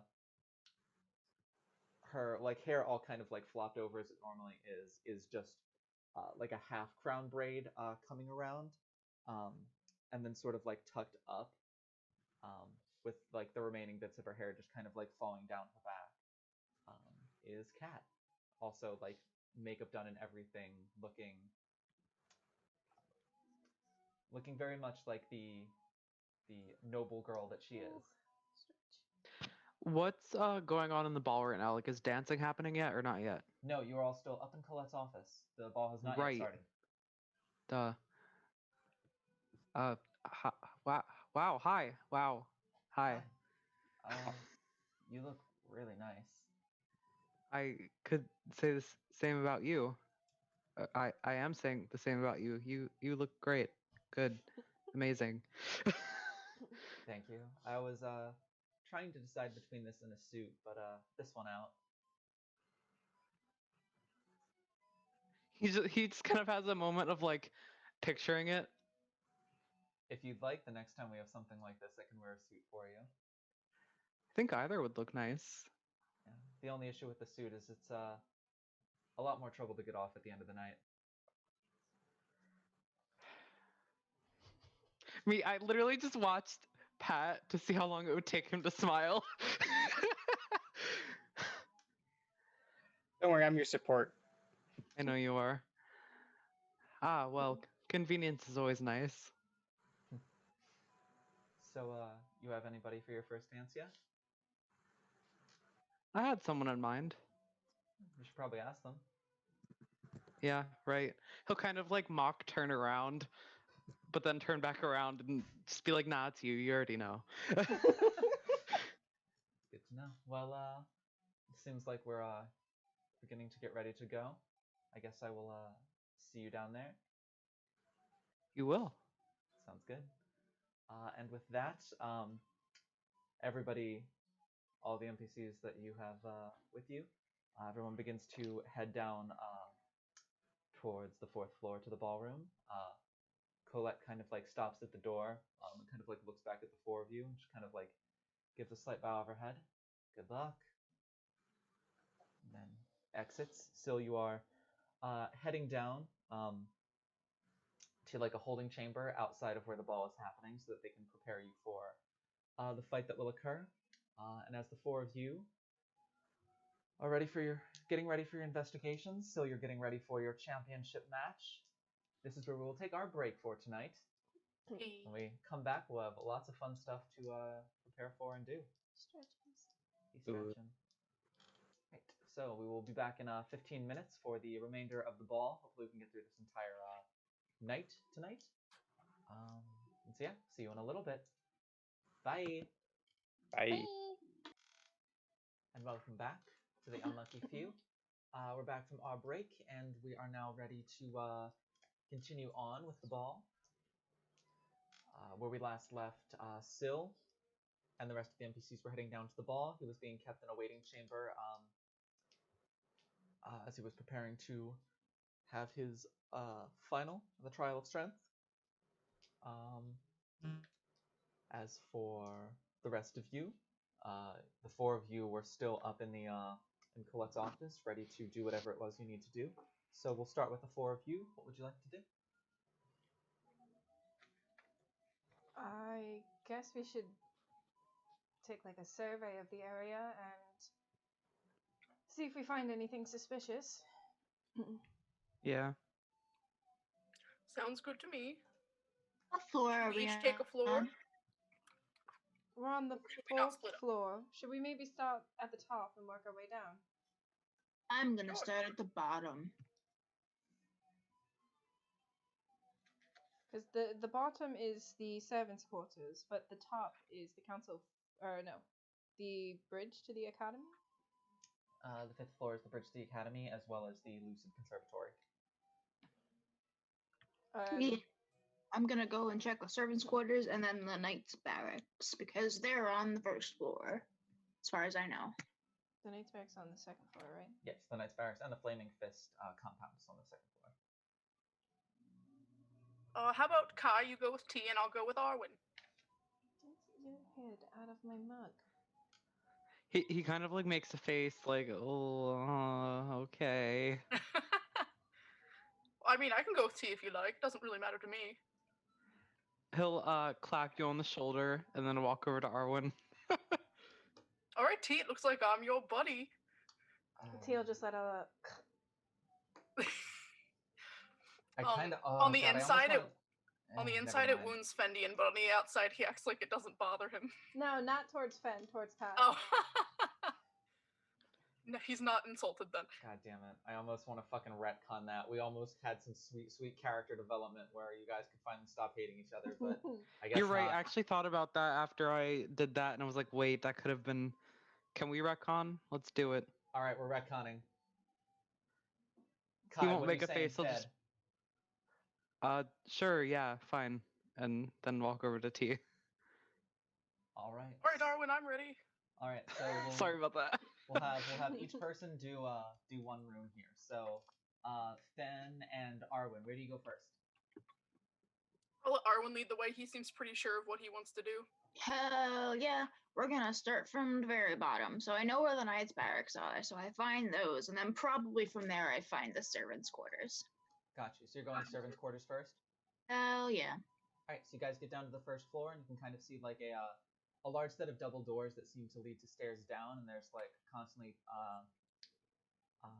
people dressed up in nicer sort of outfits, all carrying like plates of food or a couple bottles of wine, or I'll disguise bottles myself to look like a liquor, servant. just all sorts of things. They're kind of like making their way out of the doors and up the stairs. Sorry, I don't know. I disguise self to look like a servant. Okay. Because I feel like I stand out way too much. Fair enough. I'm just gonna work that purple kilt down the hallway. And look around for suspicious figures and check doors for locked rooms. Make a perception check. Sure.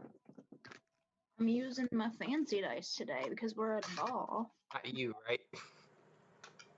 It's stuck. There we go. You did it.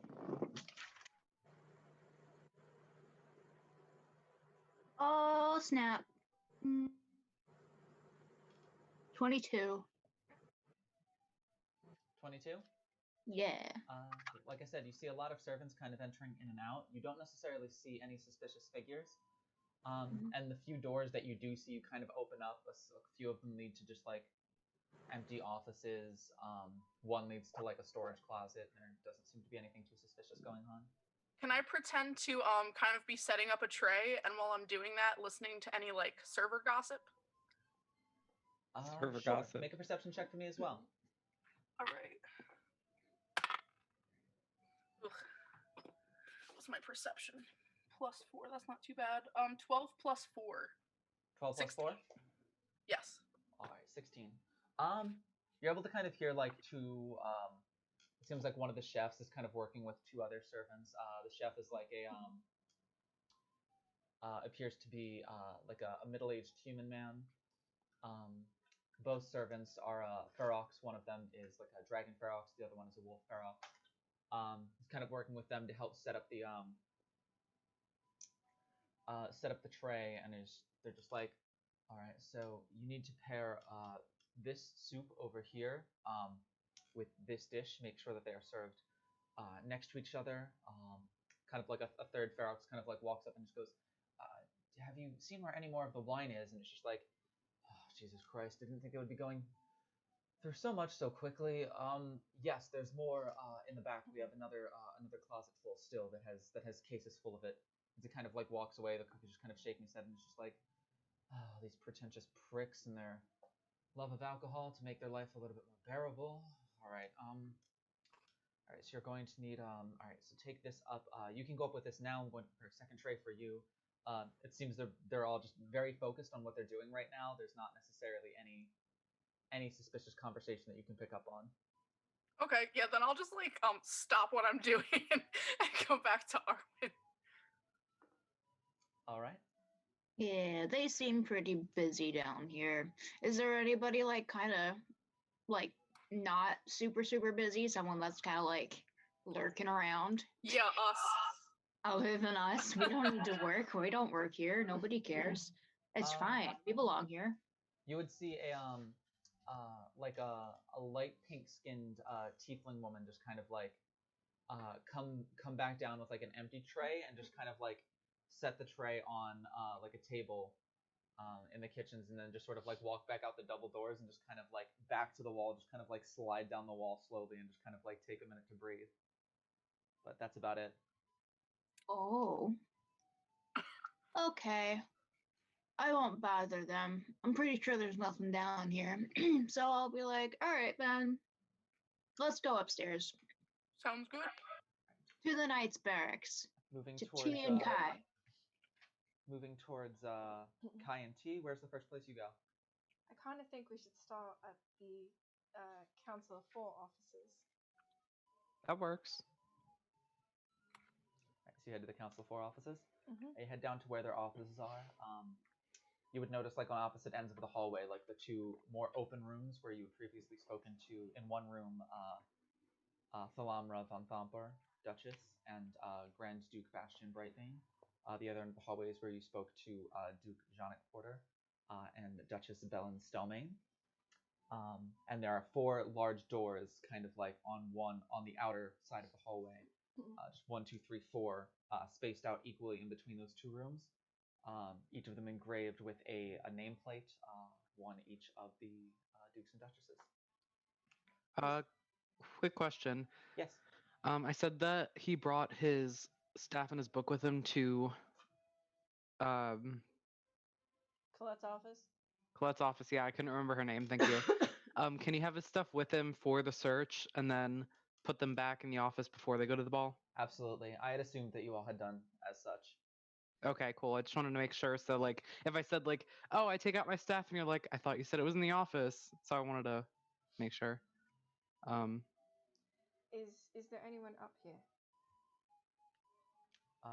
Make a perception check.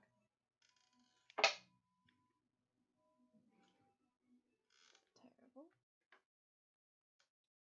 19. You do not notice anyone up here. And all four doors are currently shut. Well, room to room. Yep. So should we split up and check rooms and then just shout if we find anyone? All right. Row Kai. Who do you start with? I'll just start with whatever the first door is. First one from the left is Bell and Stillman. I'll like knock on the door No answer. and then just go in. It's locked. Fuck. What about the one across from it? Also the locked? one next to it belongs to Yannick Porter. I'll like test the doorknob. Locked. I'll just check all of them at this point. Yeah. All locked. All right. Well, I assume nobody's I could inside pick it then. if I had the tools, but I don't have the tools.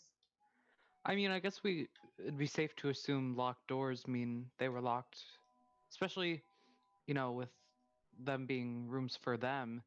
I'm sure they would lock them before leaving. Sorry, I'm like low-key having a stroke. Like I can't you're talk fine. right now. Don't forget, one of them is with the guild. But what? We've already discovered at least one of them is suspected to be with the guild. Oh, I don't remember that. Yeah. Anyway, I suppose if we don't find anything, we can come back here with Alwyn, and Alwyn has the tools that would be needed to pick these locks. All right. So moving back to Arwen and Fen, where are you guys going next? Panama. To the barracks. And now I actually will have disguise thieves' tools, self. by the way. Wait, you do? Never mind. Yeah, I have thieves' tools. Oh, Okay, back to Kai and T. I'm sorry. Do you let me use them? I'll use them. This is literally like a 30-minute long jailbreak scene that culminates in like one of the people who's stuck there just being like, "You guys are idiots with all these plans. Why don't we just use the keys? What keys?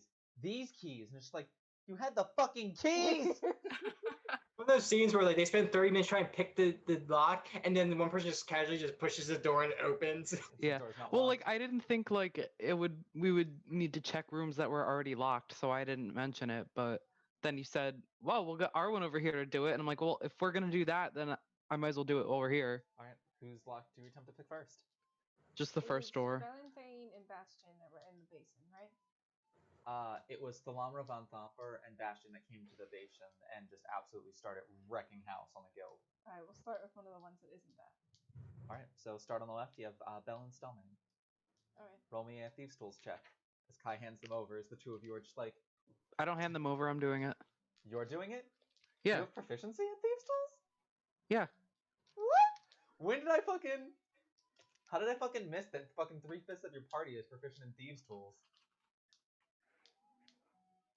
I'm So- proficient in friendship. What do I? What do I roll? Roll me a d20. Add your dexterity modifier and your proficiency bonus. Okay. 17. 17 total. Yeah. All right. It takes you probably a good like 2 or 3 minutes working with it. It's been a while. You're a little out of practice. It's been a while. Since you picked some locks. But eventually, you hear the telltale clicks followed by. The door opens up. And what office is this again? The office of Bellen Stelmane, who would know as the Duchess, overseer of the Academy, and mother of one Finn and Lucian Stelmane.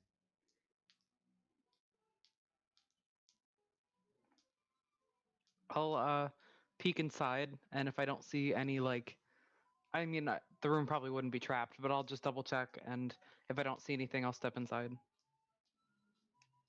Yeah, is there anyone in the room? There's not. All right, I'm just gonna start like looking through things, trying to find any paperwork that has like Guild, Nightingale, Black Rose, anything like that written on it. Make a perception check. Both of you make perception checks. But like also trying not to like leave the room looking disturbed. Question, Liz. Before Answer. before they rolled was, could they have done an investigation? Okay. Are you just how thoroughly are you looking over the room? I suppose. I'm I'm just looking for those words. Got you. Then yeah, perception. It's not like Right. even if you roll like they're both different things. So even if you roll like 1,000,000 on this, if there's like a secret compartment on the desk, like you're not finding it right now. If that 15. makes sense because that's not what you're looking for. What did you get, Kai? 15. 15? 14. 14? Right. So you see on the desk, kind of like spread out, are there's like a large kind of like light wood desk center back of the room with a large chair behind it. There's like a small sitting area to the left, like two couches, an armchair, and like a small coffee table there.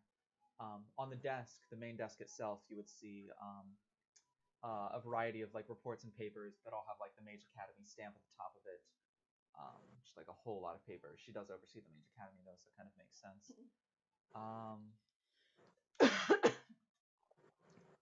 Aside from that, she has some knickknacks.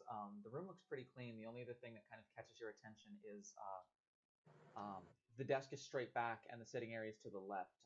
On the right side wall is probably about 6 feet tall and about 4 feet wide is of like a huge portrait. You see a slightly younger Duchess Stelmane, her kind of long brown hair just kind of like flowing, looking like it's flowing gently in the breeze. To her left side is a pretty young looking Lucian. Looks to maybe be about 10 or 11 in this picture. Right next to him is a still very female looking Finn. Probably only 5 or 6, and kind of like a cute little like yellow Baby. sundress. What? So you're totally. What? Baby. Baby. Yes. I'm sorry. Like I can't hear you that well. So you're totally gonna steal the picture to rub it in Lucian's face later, right? Considering it's 4 feet by 6 feet. And in front of the two of them, kind of sitting on the ground, are two Vulpine ferox, both with like bright white hair that are just kind of like sitting on the ground in front of them and smiling. Uh-oh, Pat put something together. There's what kind of ferox sitting in front of them? Fox. Fox ferox, Okay. with like bright white hair, just kind of like sitting in front of the family, just kind of like smiling as they are like looking up, kind of like leaning back slightly on the two kids. They look to be maybe around not quite actually probably maybe around like Lucian's age.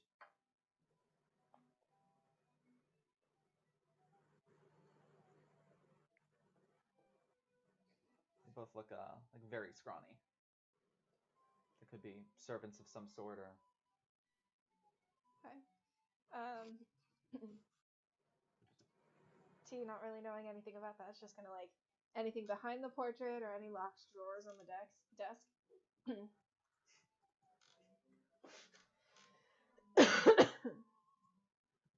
all of the drawers are locked, unfortunately. We're not picking every drawer to every desk in every room. Just putting that out there. Shall we move on to the next room and check for people? Audia's theorizing in the group chat. Is there anything behind the portrait? No, there is not. The portrait seems to just be hanging there. And they, do you actually? And as you inspect the portrait, you would see, surprisingly enough, only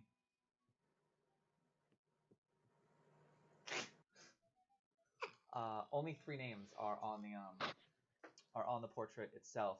You would see centered in the portrait is Bellin Stelmane. On the right-hand side is Lucian Stelmane, and on the left-hand side is Fiona Stelmane.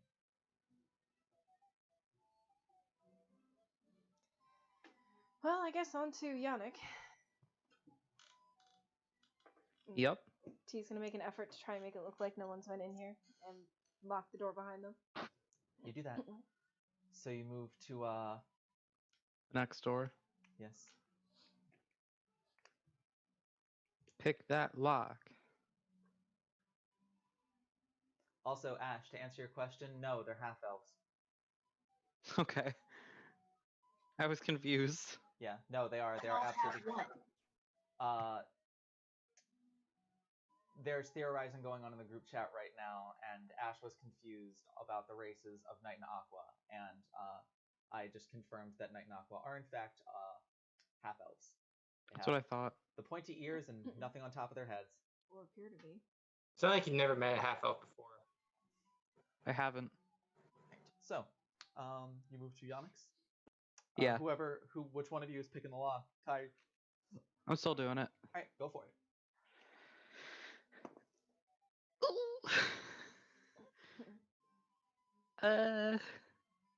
What was it? Dex plus proficiency? Yeah.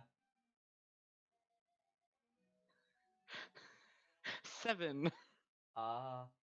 So you go to pick it, and this one, for whatever reason, it's eluding you. And as you kind of like start to get it, one of the mechanisms just like breaks inside of the lock, and just like, and you're like, oh, the door is still locked. It breaks one of your tools, and you have to kind of like pull out like a replacement one. But the door seems pretty fucked right now. It does not open. Did I like get something jammed inside the lock? Is that what you meant? Yes. Shall I try? Oh shit! Am I able to get it out with like tweezers or something? I would say no, you can't, just because We need to leave. You already failed your roll. Will you let me try it? If you can think you can get this out of the lock, sure. Will be a much higher DC if you would like to try again. Yeah. Fuck it.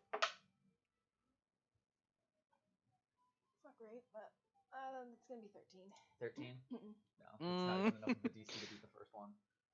You go in there and still you can't quite get it. That lock is real fucked now. Like it was. They're gonna know somebody tried to break it before, but now there is about maybe only like a couple of millimeters wide, but probably a good inch long piece that is just jammed, kind of like compressing like 3 different mechanisms of the lock inside at the same time, and it's impossible to work around. I'm an you idiot would need sandwich. to somehow get a hold of it, get it straight, and pull it out all in one motion. But like the lock itself is only 2 or 3 centimeters long, and like at a certain point, you almost seem to think that like these aren't even the tools necessary to do this right now. You would have to take the whole doorknob off. I made a Might sound mistake. dumb, but like, does lightning have any like magnetic properties to it? You have not experimented with that.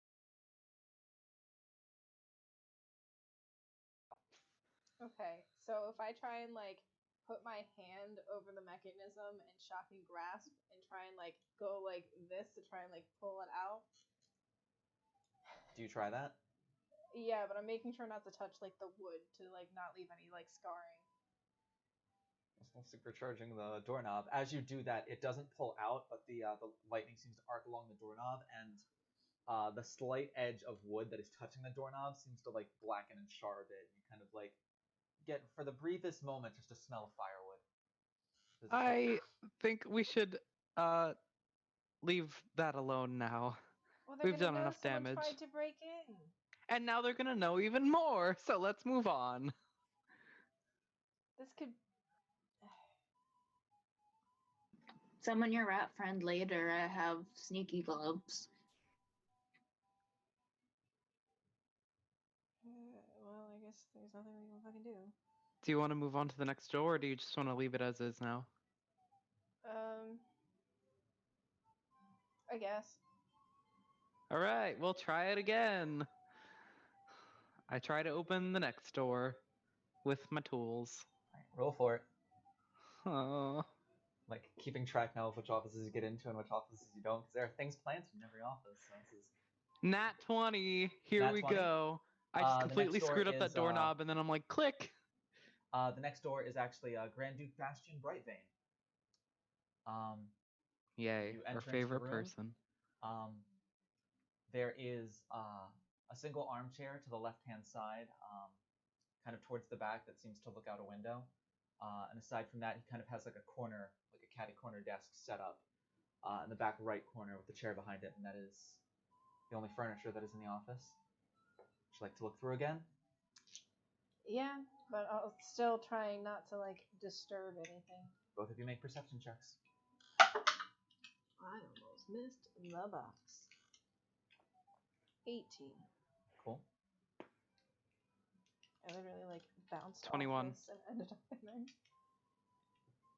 What? 21. Cool. You would see a single piece of parchment on the desk with like a quill and a vial of ink next to it. Seems to be the start of a letter that reads, "Dear Cat." Oh no. Actually, no. It actually specifically says, "Dear Caitlin," comma, and then underneath that is half of a word that's crossed out, and then another half of a word that's crossed out, and then like half of a sentence that's like crossed out, and then like up towards the top right hand corner of the page is just like a bunch of dots where it looks like somebody was just like absent-mindedly like tapping their quill on the paper as they try to think of what to say. Aside from that, there is a kind of akin to except on the left-hand wall this time, akin to Bell and Stelmane's office, a 6x4 foot portrait that features a slightly younger Bastian Brightbane with a very fair and pretty-looking woman to his left, with like he kind of has like his arm like around her waist, and she kind of has like an arm like hooked up around his neck. Human woman who is got like really pretty like orangish hair, bright green eyes, kind of like the dotting of freckles across the like just below the eye and across the bridge of the nose. And in front of them, maybe like a 5 or 6 year old young boy, kind of wearing a nice suit, and kind of just like a nice tuft of the same color reddish orange hair that's sort of just like pushed up out of the face, and just sort of like looking up at whoever was painting with like a smile on the face. Baby. The names on this one as well.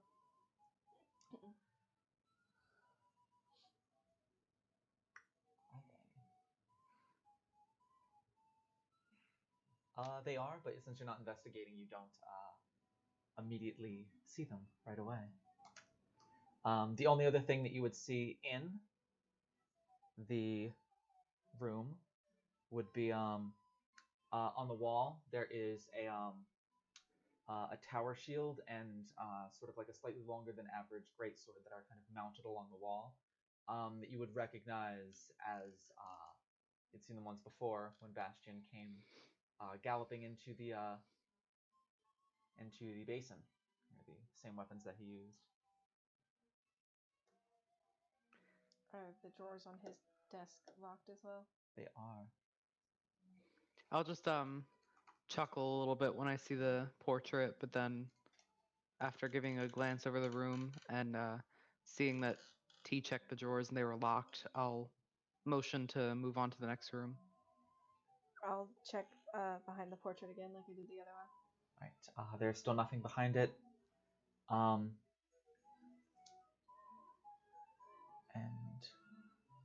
you would see on it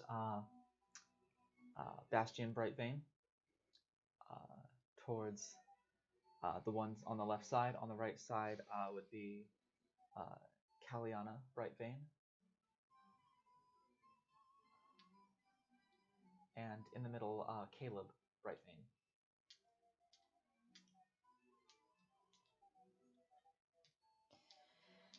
Well, I guess we're on to the last office. Can you spell the woman's name? Kaliana? Yeah. Calia and an A. Thank you. Mm-hmm.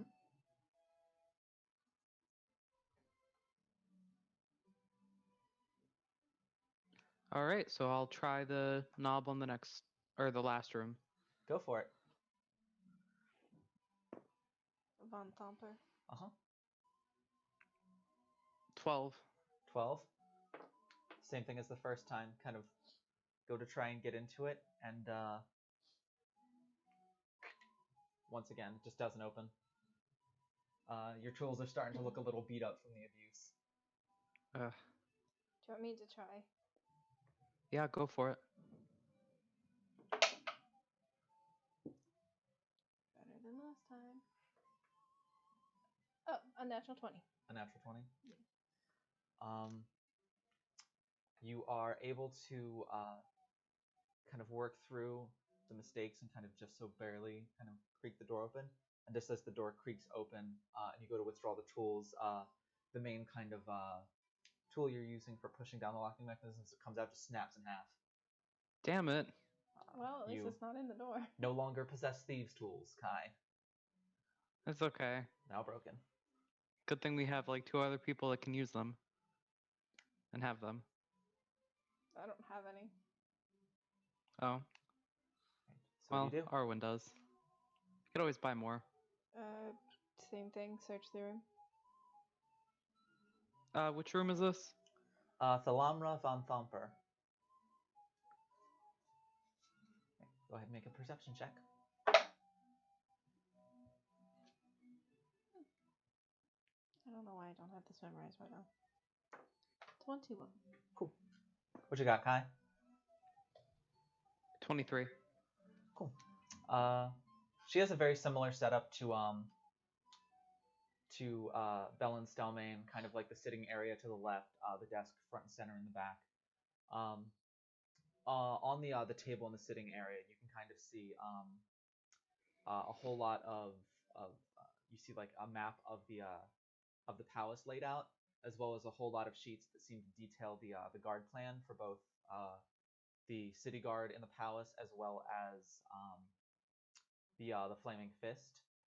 You would also kind of both immediately recognize that when you did meet her the first time, she is the leader of the Flaming Fist.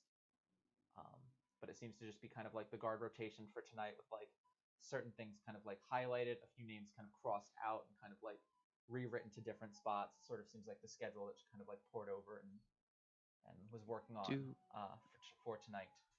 Do any names for the guards that are guarding tonight jump out at me? No.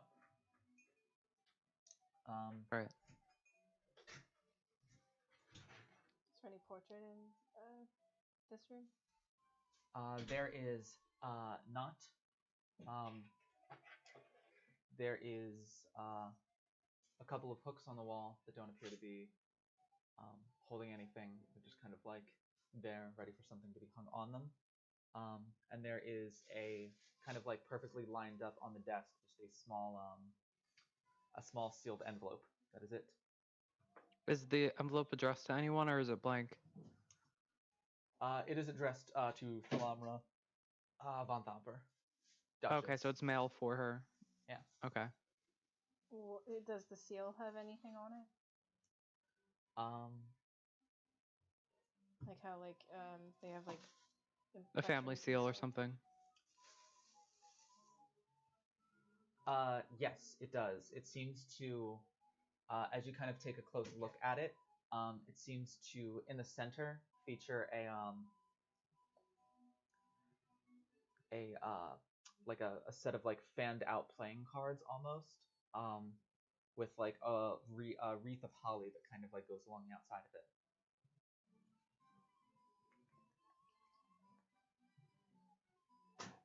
Are they in the same shape that the blood droplets were in for the other? No.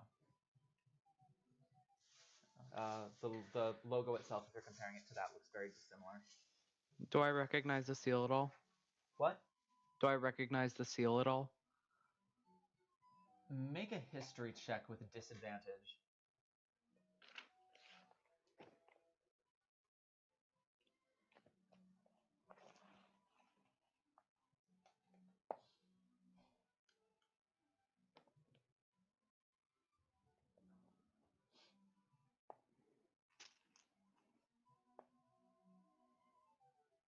It's an 18 and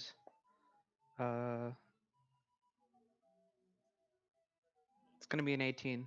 18? No, not particularly. Damn. Right. Anything else? Want to check the drawers of the desk? They're locked. If I hold the letter like Yeah. up to a light. Can I? I was see through thinking it the at all? same thing. There's no light in the office. Is there any wax in the office that I thought maybe I could like unseal it and then put a little bit of wax underneath the seal and put it back down? Not that you can see. Aside from the plans on the desk, this is the only thing on her main desk. It seems like she runs a very tight ship with how much she cleans up her office. Do Yeah, you this have was probably a any- letter that got delivered last minute and was like put on her desk or something. Do you have any like cartographer's tools or something of that nature? I don't know. Would I have matches on me? I don't know. Would you?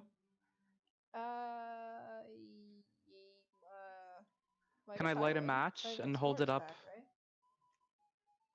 What? Can I like light a match and see if I can look through the envelope at all?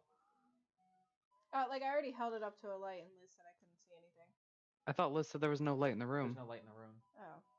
Yeah, she didn't say you couldn't see anything. If you want to take it to the window, you can try and use the moonlight to do it, but That's why I said like a match, like you'd be able to see better.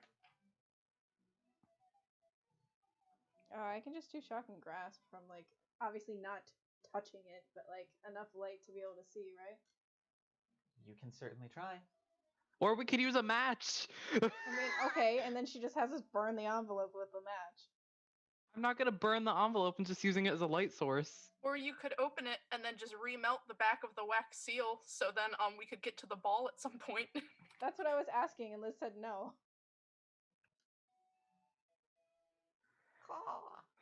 It's the metagaming pigeon. Do what you want to do. I've thrown out all of my ideas. I don't think it. You know what? I'll just put it back on the desk and leave it there. And Leave we'll. the letter, but take the seal. What? Okay, I'm just gonna leave now. Yeah, I guess we don't find anything. I appreciate that, Cass. You can look through it if you want. It's just some actions have consequences. No, I'm just gonna leave. Lock the door behind me. It wouldn't be worth it to open or take the letter. Well, I didn't know who that was because I wasn't used to his hair color yet. I'm like, who's kissing Maddie? Yike. TM. He's been like standing there for the past 5 minutes too. He's waiting for a good opportunity. So yeah, that was a long time spent on learning like 2 things. Anyway, Learning nothing. I will say, actually, what did you roll for perception again? me? No, you. Was it 21? Yeah, you had 21, I had Yeah. 23. Bless you. I'm not gonna do it. When you held it up to the moonlight, the only thing that you could see was it looked like a smaller paper of some kind was in the envelope that maybe took up like half the space of the envelope. You weren't able to see what they were, but it just looked like if the envelope was like this size, you were able to see that like there was like a shadow, like a darker shadow, like here, and that's it. So it's like a smaller piece of paper or whatever folded up inside the envelope. That's all you got Exciting. without opening it. All right. So that ends your look through the Council of Four's offices. Yeah, we leave them as we left, or as we found them, and lock the doors behind them. Except for that one door we real badly fucked up. All right. So moving back to Arwen and Fen, where do you guys go next? Oh. You're going to the Knights Barracks, right? Yeah. Right. So you get there. There seems to be a small group of 2 knights standing outside, keeping watch. Do I recognize any of them? Probably not. Do they look intimidating? They look like they're just kind of standing guard, and as they see, Oh, hello. and as they see the as they like see the 2 of you walking down the hallway, one of them kind of gives like a small wave to you, seeing you dressed for the ball. And I will wave back and approach, and I'll be like, hey, have you guys seen any weird people lurking yet? Weird. I can't say that I've seen anything suspicious, so to speak. It's been a pretty quiet night, all things considered. Everyone up at the ball. The other night will kind of pipe up for a second. The only odd thing is that a second pair of knights went on a patrol about maybe half an hour ago. They were supposed to be back maybe 7 or 8 minutes ago, but they have not returned yet, so I don't quite know what's keeping them. Could just be the ball, but you never know. If they come back, you should ask them questions to make sure that they're them. Right. Oh, sorry. Wait, hold on. Are we supposed to be like super undercover, or are we like, or did Colette make it sound like we could say that like we're doing some business for Colette while we're going around the castle? She basically alluded to being discreet. She didn't specifically mention anything though. I wouldn't say that we're working with Colette. I'd just be like, hey, cool. So were those people like scheduled to go? Did you recognize them? Something evil is afoot. Perhaps. Like, were they supposed to go on patrol at that time? Yeah, they were supposed to. They were supposed to, head around this floor and then head upwards past the Academy crossover and the Lucid Conservatory and then head back, but they have not returned yet. Absolutely no one looked, so I'm just gonna say it out loud. They fucking. What? They fucking. Who? Got him. Okay. Most strange. Okay. So next we should we're go- gonna check the Academy crossover. What I do think you we should think? go meet back with Before T you and Kai. go, you, small one, are you, Good. is your name, Arwen by any chance? Who wants to know? Oh, well, I am a friend of Lucian Stelmane, who is one of the captain of the knights here, and he talks about his new friends, but he's been talking about you a little bit recently as well. I just was wanting to ask, are you and the captain close? And the what? Are you and the captain close? We're around each other a fair amount, and we made good just recently, so I guess so. Has anything seemed off about him to you recently? He is pretty awkward. Well, that's always the case, but he's... I mean, his clothes were off recently while talking to Arwen. He's been spending the last couple of weeks an increasingly larger amount of time at the library, which is strange for him, and he seems to be well, I don't know, just a little off. I was just curious to know if you had seen anything or noticed anything. What, do you know what he's reading there? Not a clue. I might have an idea.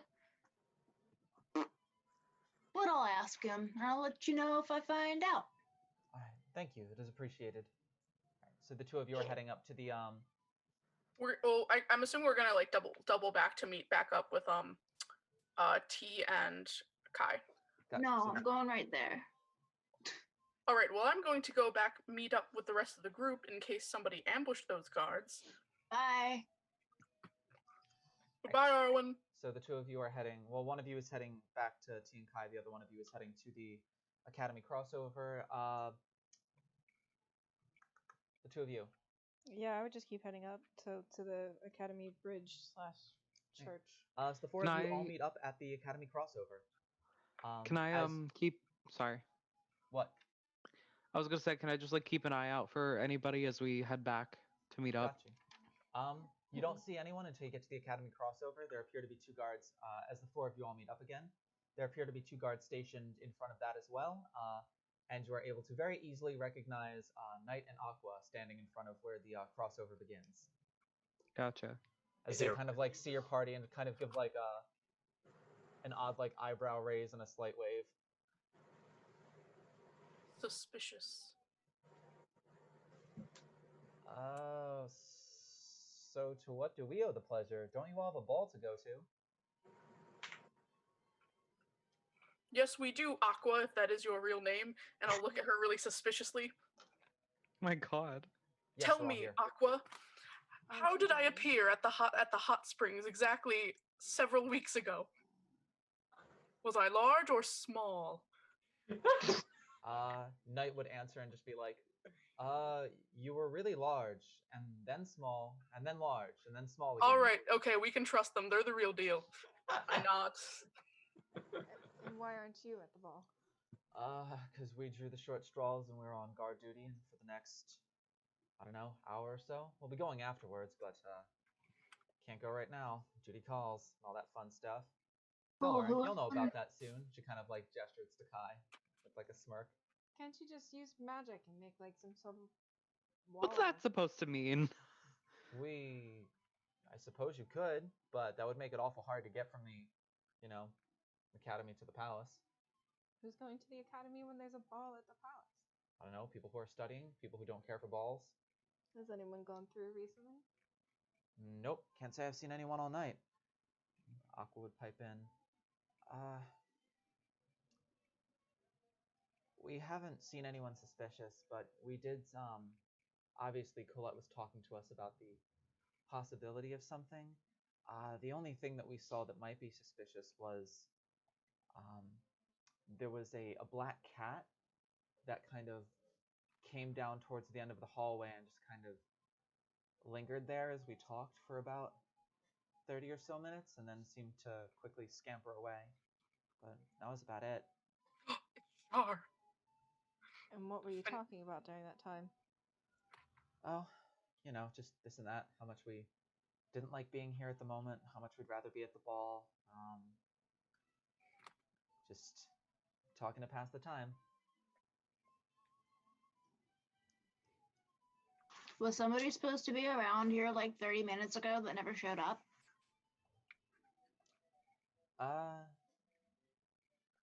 Not that we know of, but I mean, we don't really get reports from anybody aside from the academy, so. There are 2 guards that are exactly 9 to 10 minutes don't late tell for the them return. that! They We don't know if they know, and we don't know if they're them or not. They Yes, told we us do. that They knew confirmed when the we question. tested them. Maybe they have. We haven't seen any guards go past, but we don't exactly get reports from either the city guard or the Flaming Fist on what their rounds for the night are going to be, so can't really tell you if anyone's late or not, but There's something fishy. we haven't seen anyone. That's exactly what I was afraid of. Are they lying? Make an insight check. 2. 2? No, she sneezed. Sneezed. No, it's not a 2, but it is a 7. They seem incredibly trustworthy. 10. You buy what they're saying. Damn. I described the symbol that I saw on the wax.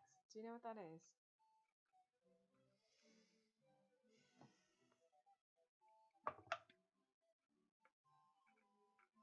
Aqua, I have no idea. Knight?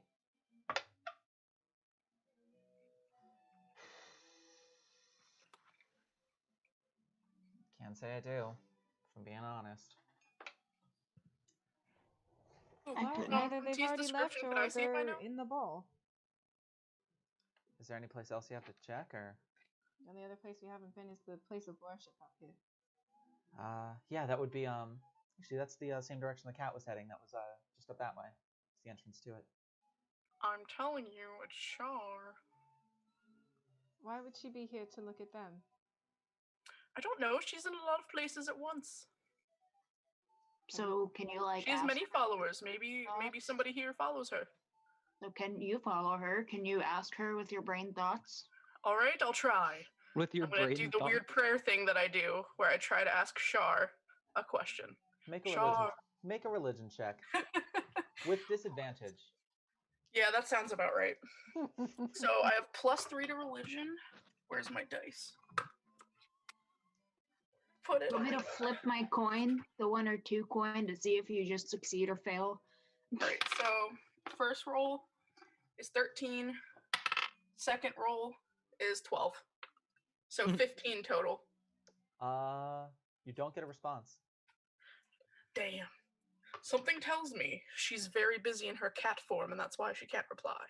What if I message you and you send my brain thoughts to her and it sounds like someone else is talking and she gets confused so she has to respond? I don't think it works like that, and I also think that we should probably do some sleuthing. Tea's Have just you ever walking back to tried? the church at this point. We'll You put a do pin that. in that. As you're all walking to the church, still, a couple of people from the Mage Academy start. They take out a couple pieces of amber and kind of set them in like a 5-pointed star around you, and two of them begin kind of muttering an incantation. One of them kind of looks up at you. This is to put on the spell that will allow you to fight as intended in this bout. It will produce a shield around you that is equal to the vitality that you possess, and when the shield breaks, you will feel fairly exhausted, but unharmed otherwise. And when the shield breaks, the fight will be over. Okay. Right, look alive. This will take 10 minutes to do. She'll kind of go back in, and that's what you're experiencing at the moment. Going back, so you are heading to the Lucid Conservatory. Sure. Right, so you head up to the stairwell to, it seems like this is on kind of like the 6th floor almost, which is like a smaller floor at the top of the palace. You get about halfway up the stairwell and you see two figures just laying on the stairs. On top of each other, beside each other. One like, it's stairwells, it's like stairs, landing, stairs. And there's one on one set of stairs and one on the other set of stairs. It's a weird place to take a nap. Are they dead? I don't think they're sleeping. No sleeping on your shift. Can I walk up to them and kick the bottom of one of their shoes? I'm just checking the You do that. closest You one check to the see if pulses? it's- Yeah. There's a pulse. Appears to be asleep. Fen or Arwen or maybe Kai, can any of you tell if this is magical? Can I tell if it's magical? Make an Arcana check. Cool. Oh, I was just gonna use detect magic. Oh, I don't have my armor. Never mind. I'm in I have Nope, my clothes. none wand of you have of armor detect on. magic. That's a natural never do. 19 plus 6. It does appear to be magical. It does appear to be a magic. It's magic, you guys. Alright, maybe That's not good. maybe we proceed more quietly. I agree. All of you make a stealth if- check if you'd like What to. if Sorry, what, Arwen? what if I puncture one of them and taking damage wakes them up? You can certainly try. That's a no.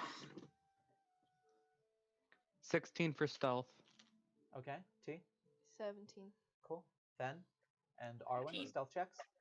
Stealth check. Oh, I have my sneaky boots on. Nobody can hear me. No, you do not. Yeah, I do. Did you get a I new thought pair? I Of, was. did you What? not get a new pair of boots with your outfit? No. Oh, fair enough then. Roll with advantage. Yeah, she said last week she was gonna wear sneaky boots with her outfit. Gotcha. Yeah.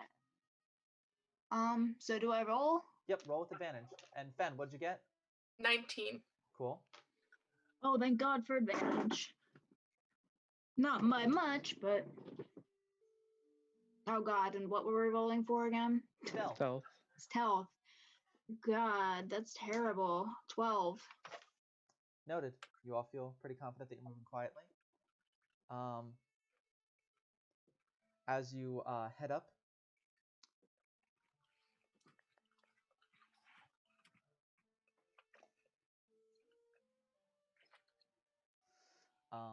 you can see kind of like in place of a doorway, there seems to be a doorway almost on the ceiling, and like a set of like a cross between a ladder and stairs, kind of like folded out from it, touching Like the an ground. attic? What? Like sort of like an attic. A little bit, yeah. You can see two more guards, kind of like slumped, unconscious, kind of like leaning against the wall on either side of this wooden set of like this wooden ladder, and actually sitting perched on top of one of the bodies is a black cat. that is kind of like looking at you as you approach. Shar, I can't believe you would do this.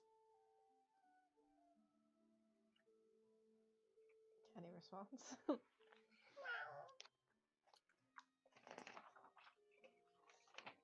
Are you a person? Can any of you do that thing you did on the bodies below? I'm gonna run up and kick the cat. Oh my Uh, god! You take a step towards the cat, and the cat quickly like up the ladder. Okay, I'm gonna follow the cat up the ladder. Right. You head up the ladder, and you find yourself in a small kind of like the vestibule entranceway that you see in like most churches. You find yourself in that. The set of double doors in front of you is like ajar ever so slightly, and just as you are able to like peek your head up into the vestibule, you see the cat just kind of like squeak and kind of like noodle its way through the opening in the doors.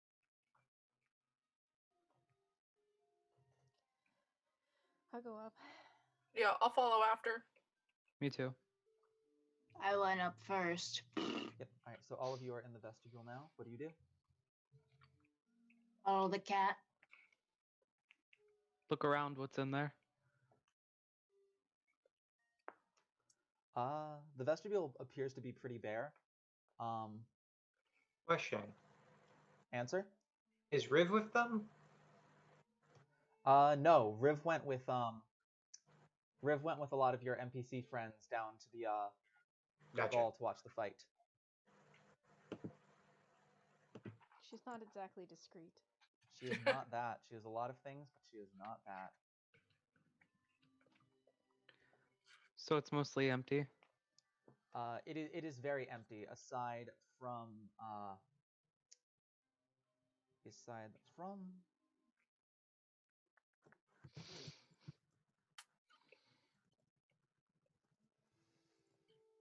you can see a gathering of symbols on the wall. Make a religion check.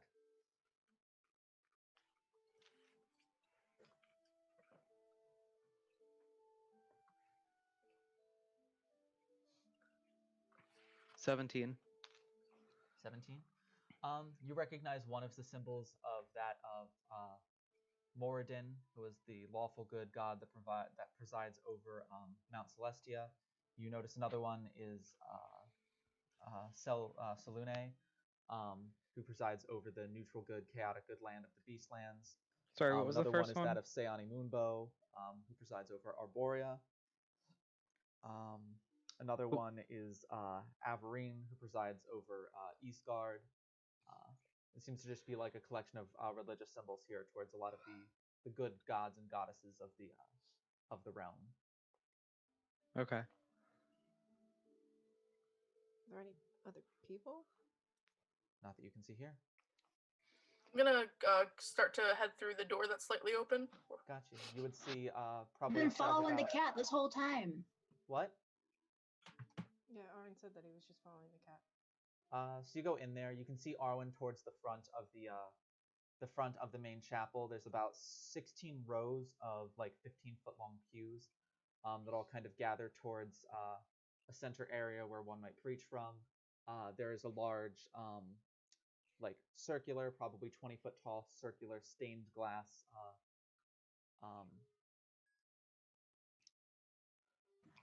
piece right above the altar. It appears to be all of the different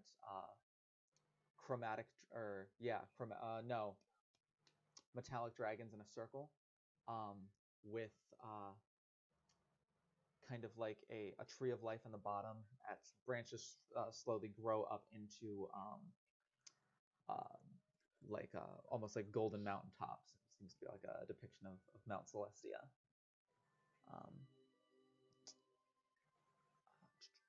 Arwen, as you head further in, make a perception check for me. I Is believe 15 good enough with my passive perception? You know what? With 15 with your passive perception, that's actually just what you needed. It's just perfect. There is a door to the left that is also slightly ajar, and you can hear some whispers coming from it. And Fenn's behind me, right? That is correct. I'm gonna put my hand up so he stops, and I'm gonna use message to say someone's in there to him. I'll nod and then I'll like retreat back into the other room and like whisper it to the rest of the group. Hell yeah. I'll I'm gonna stay in that room though and just try to listen. try and meet up with Arwen and eavesdrop. Got you. So the group of you all make your way to where Arwen is. You know, kind of stealthily. Mm-hmm. Now at the front of the chapel, maybe 25 feet away from this door. I'm sneaking closer. I'm staying Nice. behind the door so you can't see my shadow through the crack or anything. Gotcha. Just want to get close enough so that I can eavesdrop. All right, make a perception check. Same.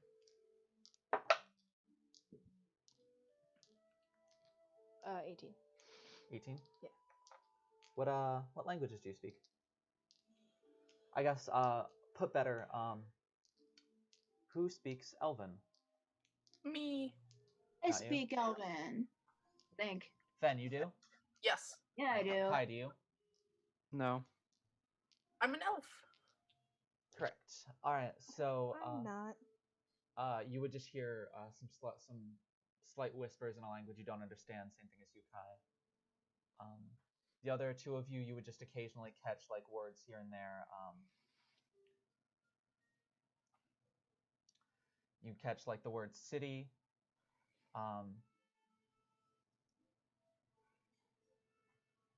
You catch at one point a second voice, the voice that did not say city. You hear just like a bit of a phrase where they say like something like guild has become somewhat of an infestation. I have such a good idea. Okay. So, what if okay. So I specifically remember purchasing a mirror earlier in the campaign. What if I slide the mirror ever so slightly under the door so I can get a look underneath? I thought it was an open doorway. It is an open doorway. I guess I could use it to peer around the corner if I angled it right. You can certainly try. Make a sleight of hand check. Alright, so what's my sleight of hand? I don't think it's a lot. So +3. So 14 plus 3. Ooh. 17. All right. You are able to see. At first, it looks like a figure, a cloaked figure with their back to you, kind of talking to someone out the door of the balcony. There looks to be just like you can kind of make out the slight edges of a second humanoid figure, also heavily cloaked, out on the balcony. If you're not able to see, as the cloaked figure with the back to you kind of like says something and then sort of goes to like stretch very casually, you're able to catch a glimpse of the face, and there is a familiar looking white mask with bright red markings. Ooh. You recognize it as one of the masks that you saw not only at the top of the basin but also in the temple. And as you kind of angle your mirror a bit further, you're able to see the cat sitting on top of a box in there. It seems like there is this is a storage room, so to speak, and the cat like looks and like sees the mirror and is like staring into your eyes through the mirror. I don't like that. That cat's probably a familiar. I think that cat actually led us here on purpose, maybe. And as soon as it makes eye contact with you, it's just. Oh my god, I slide the mirror back. And I'm gonna look at Arwen. I'm gonna like point at my head and then point at Arwen's head and hope he understands I mean message. I'll point at him and like, you fucked up. And then I'll reply back. It's the Black Rose people. Oops, I muted myself. You would both. You also won't. catch You a won't flash actually after hear this it. happened. The figure who said city and mentioned a few other words, says loud enough that you can hear it. I think you should probably depart for the night. We can handle things from here. So, do I recognize any of these voices? You recognize that voice as. Yes, because you picked up on this once before. It seems as though the masks distort voices. They're meant to keep whatever the person's voice sounds like when they're not wearing the mask from sounding like that. But the distorted voice is once again the more agender one that you heard when you were in the temple. Did I recognize the non-agender voice? Or the other voice? You do not. Okay. Because I was thinking maybe like the other voice was one of the members of the council. Okay. But was the agender voice Shadowmourne, or like what was his name? Tingle. The agender voice was believe was referred to as Thistle. Thistle. That's what it was. All right. Well, I'm going to make a motion that we should retreat, and I'm going to try to quietly head back down. As you get a couple steps away from inside the room in common this time. She's just already gonna have her staff at the ready. You would just hear. So if you're going through all of the, If you're going through all of the trouble to interrupt us, I think the least you can do is grace us with your presence. I'm gonna look at everybody confused. Can I just call out, no thanks? I'll use. Does it open out or in? In. I'll use the back end of my staff to push open the door and hold my staff, but stand not in the doorway, but just off to the side of the doorway. So if they had a fucking spell ready to go off, it doesn't just fire right at me. Hide behind doors. Where were you hiding your staff this whole time? Well, that's half the battle, but are you planning on coming in to speak with the two of us, or no? No. Seems as though you can just come out here. Fendian looks terrified. Are you angled off to the side enough where you can't make eye contact with them, or? I would imagine she would stand on this she would just hit and then jump to the side. So probably if it opens like this, she's on this side. Got you. Are you peering in or no? A glance. You still just see the count kind of on a box looking at you. The figure's now turned facing the door, just kind of standing hands on hips, just kind of leaning to one side. Can I use Mage Hand to scare the cat? Oh my god. You can certainly try.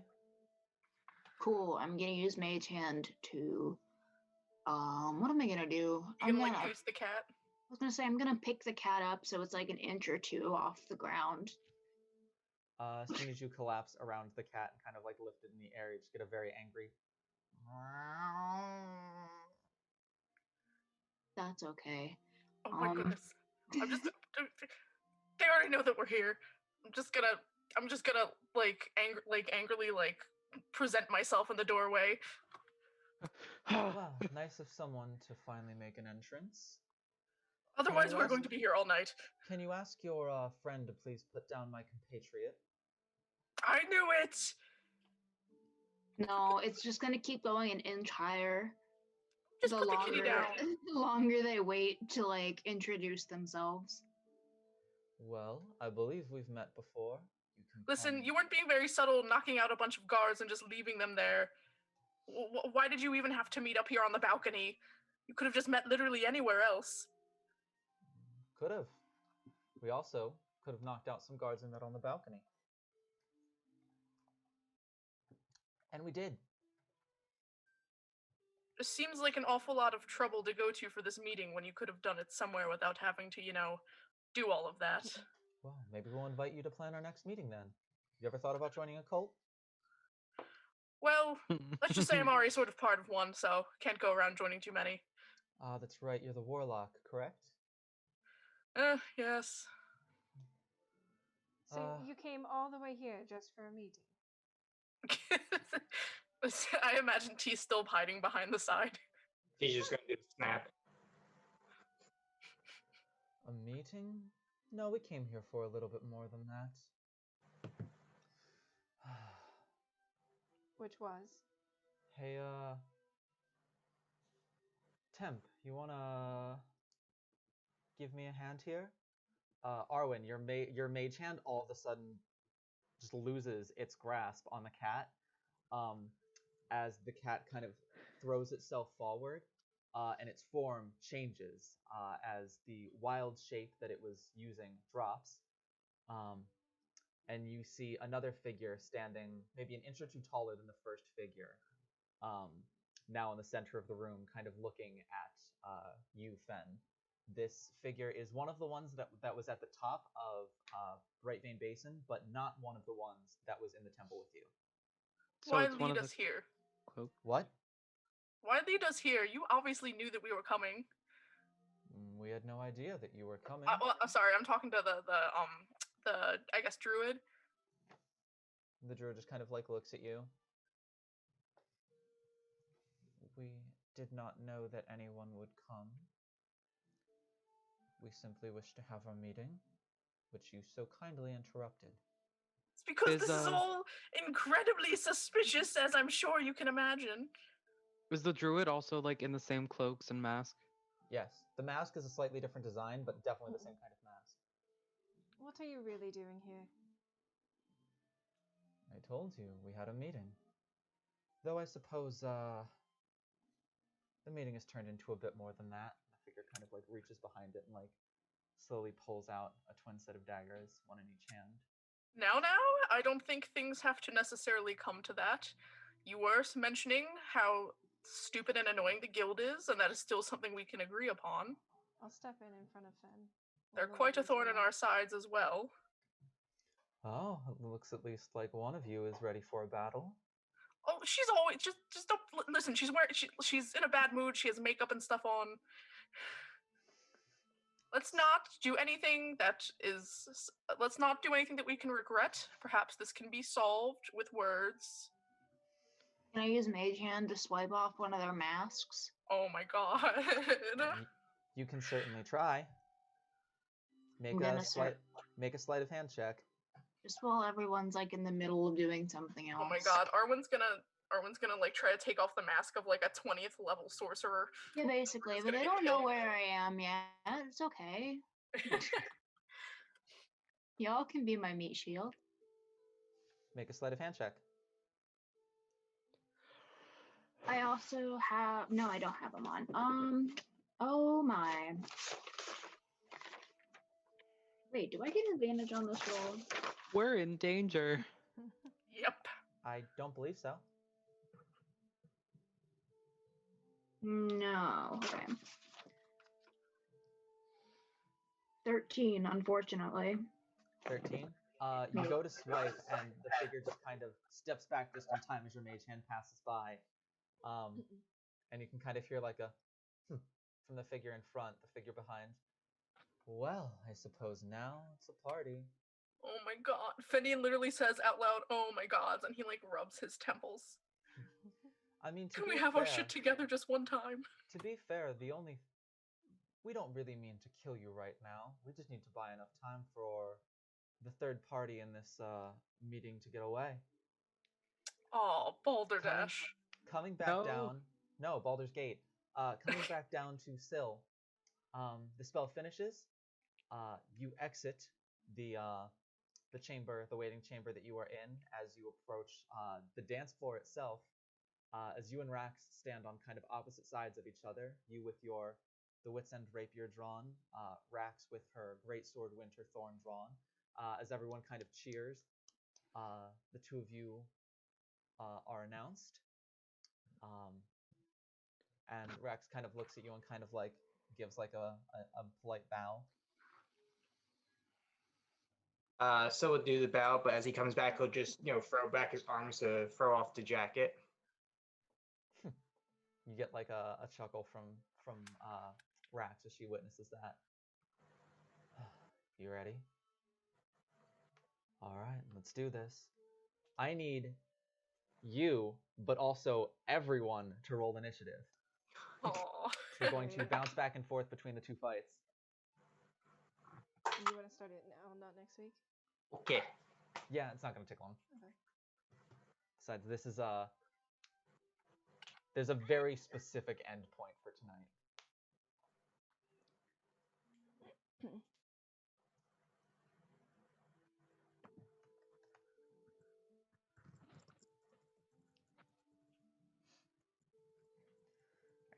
25 to 20. Yes. 21. Hey. 21. Mhm. All right, cool. T goes first.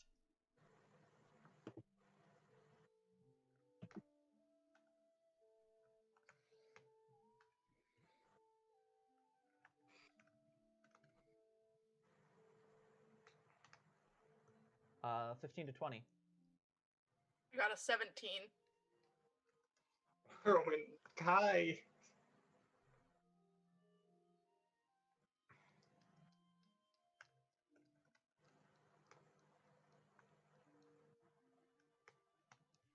Uh, 15 to 10. 15. Kai. Arwen, what was that? 15. 15.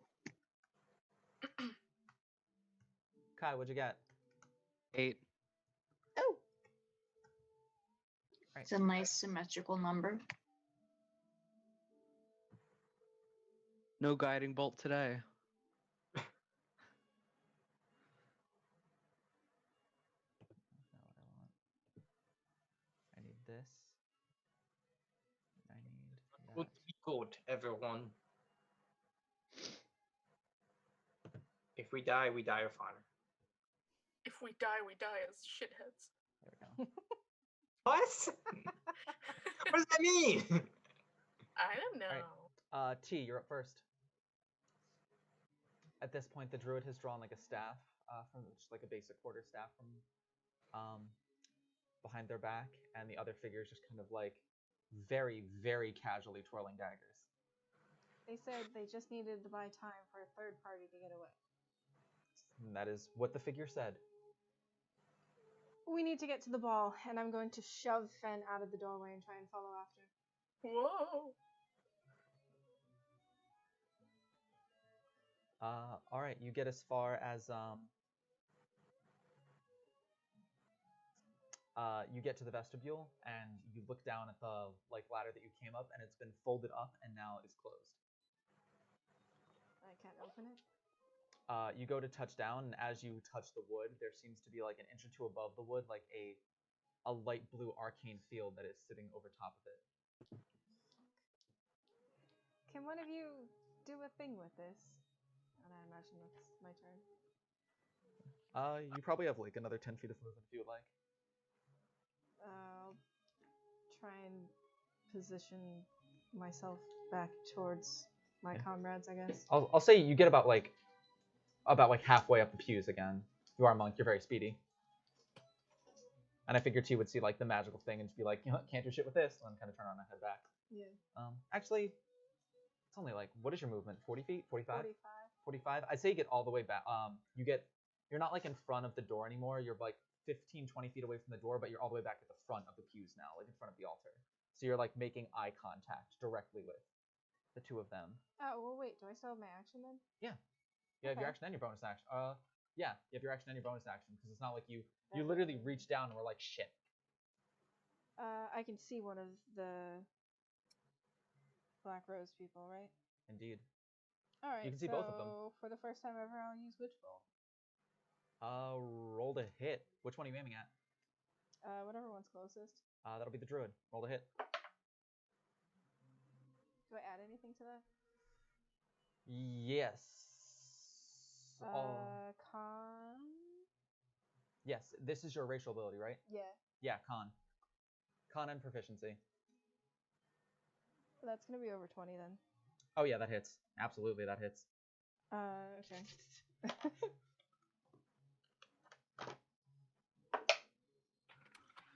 Do I add anything to this? I haven't rolled a spell as T, so I don't know.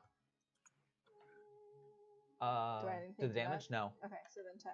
10 points of damage. All right, you throw your hand forward, and you see like lightning kind of arc from your hand and kind of impact the chest of the druid figure that had just changed state, and just kind of like takes like half a step back and just kind of like looks down and just very casually like brushes off like the soot on the chest that was caused by the lightning, and then kind of like look back up at you, and then kind of like look back at the other figure real quick, and the other figure's just Oh, you know, our intelligence reports said that you were a monk, but magical abilities as well. So the wonders never cease.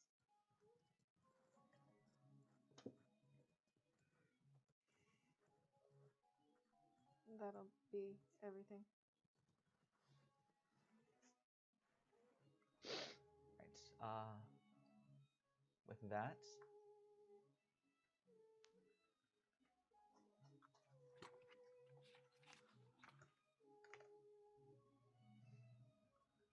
oop, grab my music. So is there 3 of them in there? There's 2. 2. Okay. There is the figure that's been talking to you, and there is the black cat that just wild shaped back into a person. Okay. We head downstairs. Syl, you have the first turn against Drax. Okay. I am going to do fainting attack. All right, you gain advantage on the attack. Go ahead and roll for me.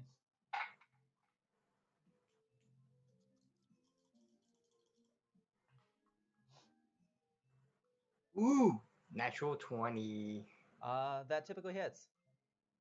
Does the 6d6 get doubled? No, it does not. Do the d4s? No, they do not. How many d4s am I rolling? Allow me to look up the character sheet real quick.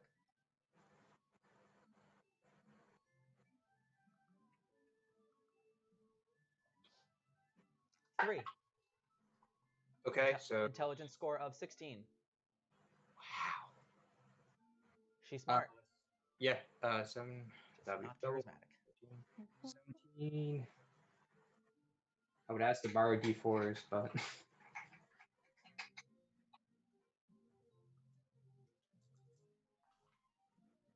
4, 3, 6. Why do I have to do math? What? So why do I have to do math? 33. 33? Damn. 4, 4, 3 for the d4s. Nice.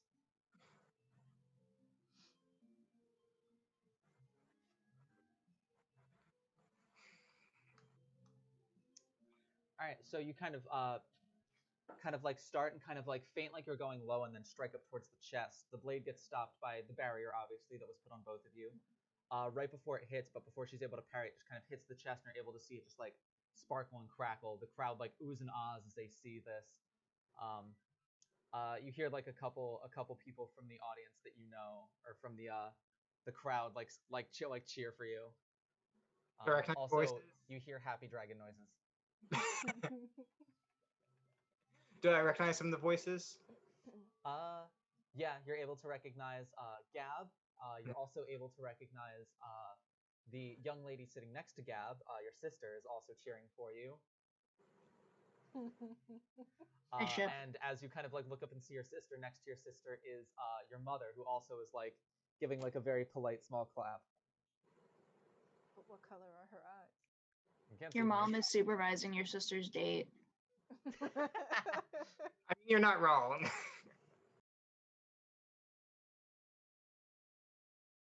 All right. Actually, what is the color of her? What? What is the color of her eyes? What is the color of her eyes? She's like 60 feet away from you, and you have a whole lot more pressing issues to deal with than trying to scope out the color of your mother's eyes. Okay. But before you go to next, do I notice that like there's people missing, such as the rest of the group, because I didn't hear clip on the side?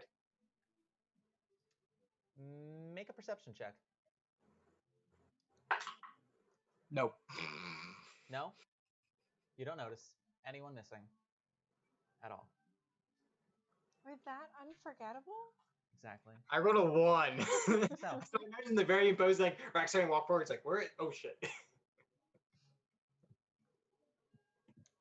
Next up, Thistle. Kind of like twirling the daggers. Well, if this is how it's going to be, I suppose 2 can play that game. Warlock, do you know what I do with these daggers? You kill people with them? No, I do nothing. And he kind of twirls them both up in the air at the same time. Bringing his hand together, he conjures a flame in his hands and immediately sends a firebolt at you. At me? Yes, at you. Oh no! case it was bolt and not ball.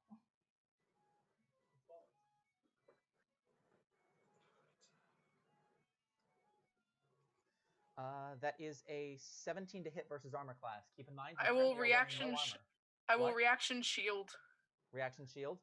Yeah, that should make my armor class good enough. I think my armor. Wait, 13. Yeah, my armor class is 13 with no armor because it's 10 plus dex without armor, right? Yeah. Damn, that is a big dick move. You get 2 spell slots and you're using one of them on shield. I'm scared. He sends it to you and it kind of like gets way too close. You realize you're not able to dodge. You kind of send up shield at the last second, kind of like deflecting it. He like brings his hand back down to the side and without missing a beat, just catches the daggers and continues to twirl them. And it's just, very impressive. Though with one of your limited endurance, I don't know that that's necessarily the best way to be spending your, I didn't come here to be critiqued by you, sir. arcane attributes. Hey, simply offering a friendly word of advice. I do want you to be stronger the next time we fight you. Maybe next time you'll be nice and we'll be friends. Stranger things have happened. Fen, you're up next. So, all right. Would it be possible for me, little old Fendian, to jump off the balcony without any of these guys like getting opportunity attacks? What are you trying to do? I'm trying to jump off the balcony and like feather fall myself. You would come in contact with both of them.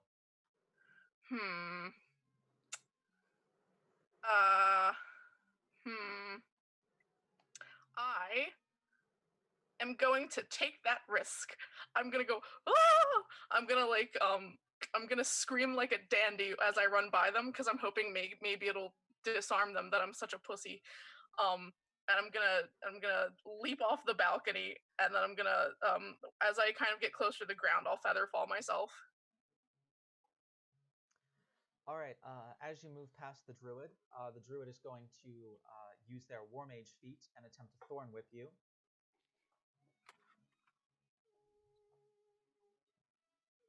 That is going to be a 26 to hit. Yeah, that hits. You take 11 points of piercing damage. And I'd say you expend about 10 feet of movement to get to her. And she wastes 10 feet of your movement by pulling you back since you are a larger, smaller creature. So it'll be 10 more feet to get into combat range with the second figure, but you would not be able to get all the way past him unless you are using your action to dash.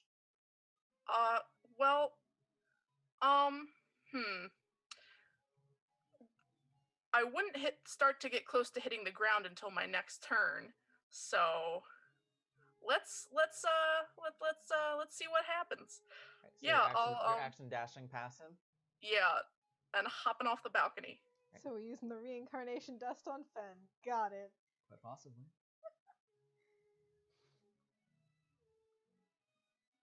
And I'm making an absolute fucking ruckus.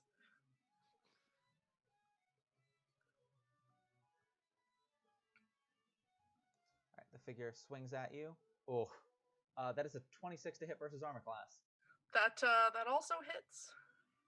That is 9 more points of piercing damage. You know, Fendian is hurt, but he's been hurt worse. Hey Audie. Yes. Are you familiar at all with the Sentinel feat? No.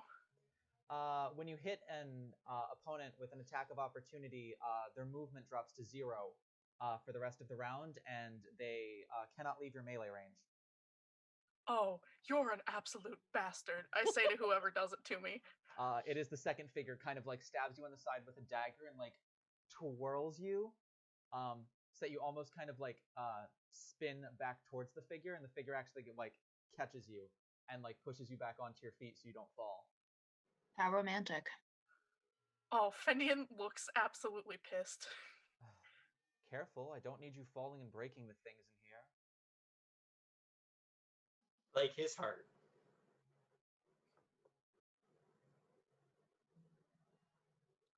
Anything else you're doing for your turn? No, I think that's everything I can do. All right. Move next to the figure who you only bird referred to as Temp. No relation. Oh, don't think I haven't written that down.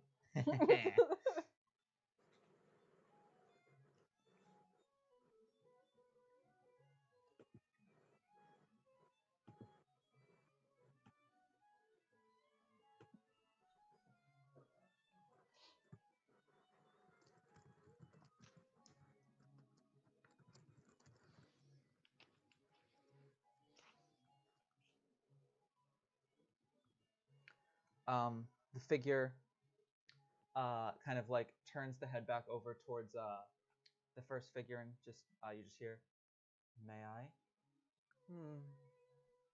You may.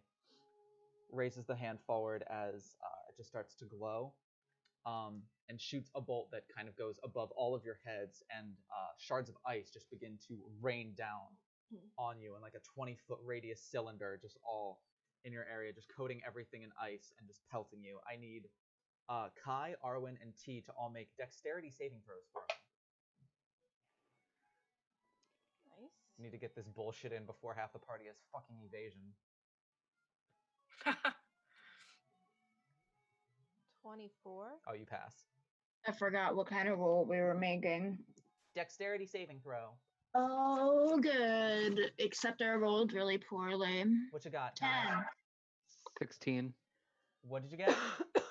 16. 16. That is the exact DC you needed. You pass. What was happening, by the way? They're casting Ice Storm centered on you. Arwen, what'd That you was roll? the one. That was the one that Thistle called Temp.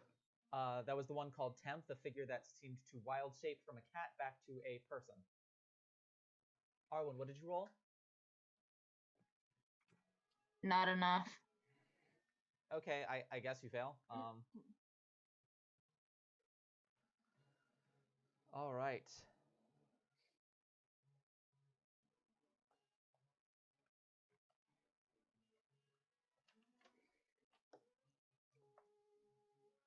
it's 8.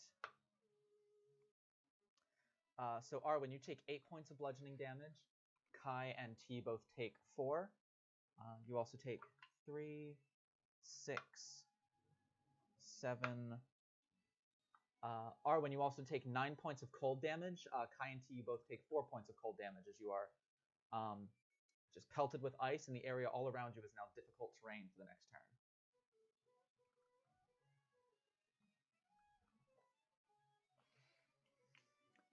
As you would kind of hear the voice from the back again, just, "Oh, God's above, Temp. I wanted you to scare them, not kill them."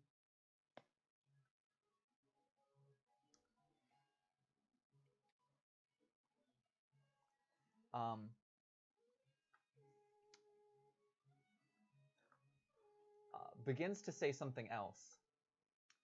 You would just hear, "Oh, I swear, if I want anything done right, I have to do it my as the figure kind of like turns towards the balcony and just like lets out like a scared kind of like a startled like yelp. A figure comes through the balcony, foot straight to the chest of the cloaked figure, and kind of kicks back out of your combat range, Fen. Oh, thank God. You heard me. Shar, you came to save me. As it kind of like falls and drawing to their full height, 3 of you see a very strange new figure.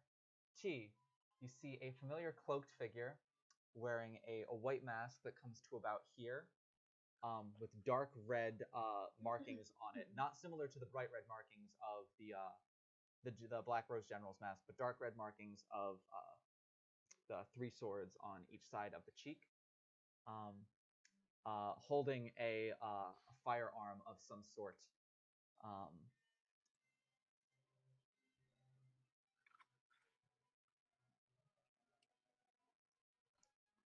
Seems to be kind of probably about 2 or 3 feet long, and kind of just like is holding it at the side, kind of like flicks it up to themselves, and just like raises and you can see like the figure who just got kicked to the ground, Thistle, kind of looks up and just goes, oh, "What the fuck are you doing here?" As they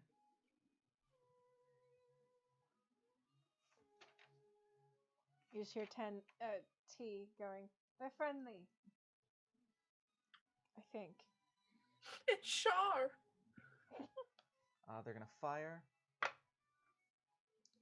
Thistle succeeds on the dex save, but still takes 5, 6, 7, 8, 9, 10, 11, 12. 6 points of piercing damage as the firearm just goes off and seems to push the cloaked figure back into their companion, as they're now kind of like back to back now, and you can see like that the cloaked figure who was just hit kind of like grabbed their chest in like one or two places, and it's just like, oh, well, long time no see, but I suppose the more the merrier.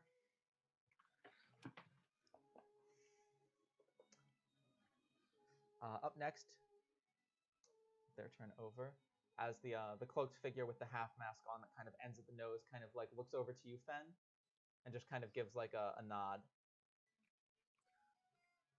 Good enough for me. As we move to Rax. Rax is there? No, but Rax is fighting Syl. Oh, right. These battles are taking place at the same time, but in different locations. Isn't this a neat mechanic that your DM worked real hard on? I like it. Anyway, so Rax is going to swing at you, Syl, Okay. with Winterthorn. This is gonna hurt. That is a... Oops. 19 to hit. Yes.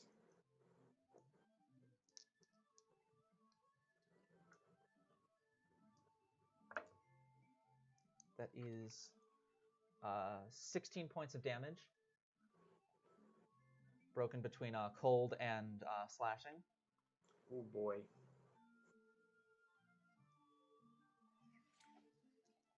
And Rax is going to use her bonus action to use Second Wind and recover 15 hit points. Damn.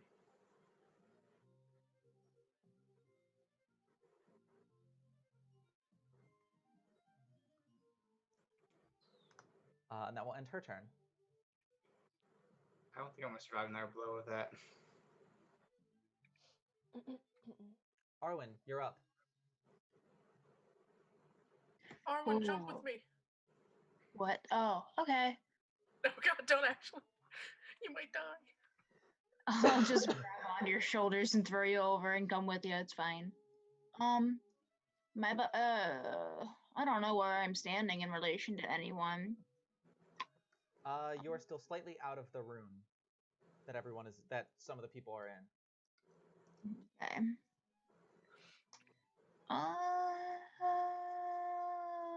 Okay, so the guy that just came in with the gun is in that room, right? Correct. So are the two masked figures that you are fighting, as T is in the doorway and Fen is in the room. Got you. Okay. And that druid is somewhere else? The druid and the other cloaked figure are both in the center of the room. The center of the room. That is okay. correct. So everybody's in there. Cool. Can I swoop in, grab the 2 daggers that guy dropped? He did not drop them. Oh, I thought you said he dropped them. He threw them up in the air, threw a firebolt, and then caught them. Oh, and then caught them. Okay. Cool. Let's try something new. Does casting a spell count as taking the attack action? No. It counts as casting a spell action.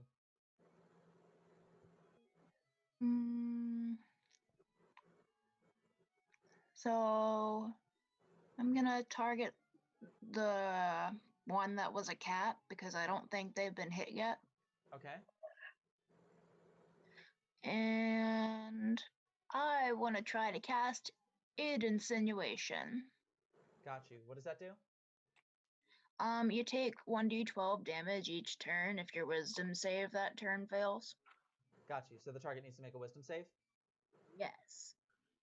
Interesting, interesting.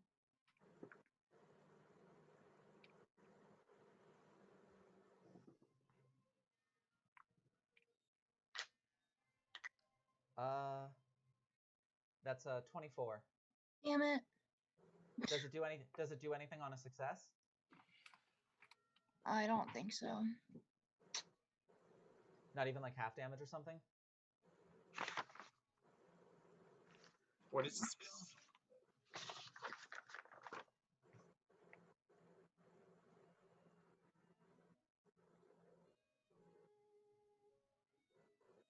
Sorry, I'm looking up the spell now. What is this one? It's id insinuation. I just want to No, I don't. It doesn't do anything.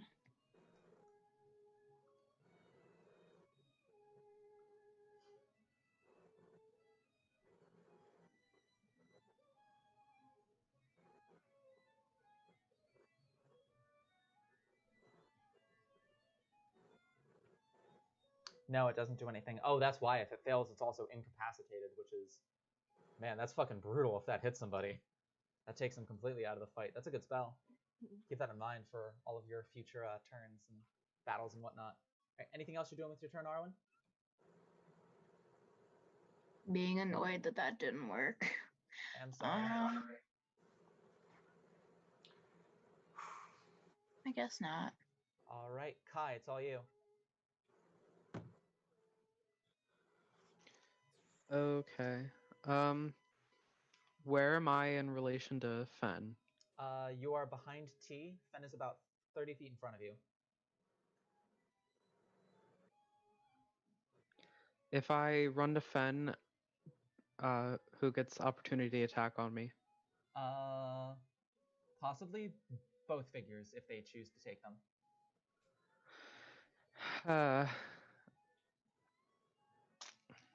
But isn't one engaged with in combat with?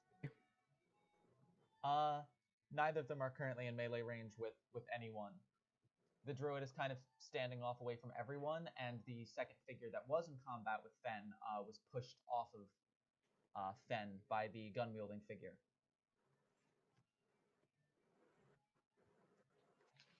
Okay.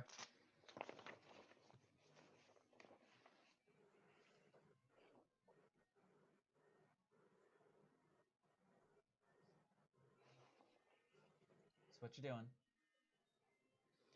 I'm gonna cast Healing Word on Fendian. Oh, thanks, B. Gotcha. What level? Wait. No, actually, yeah, it's got to be Healing Word. Let's do.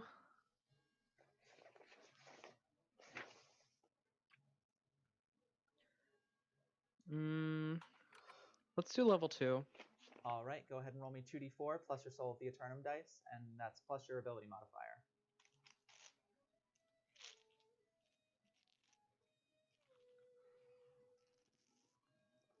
Let me real quick find those dice.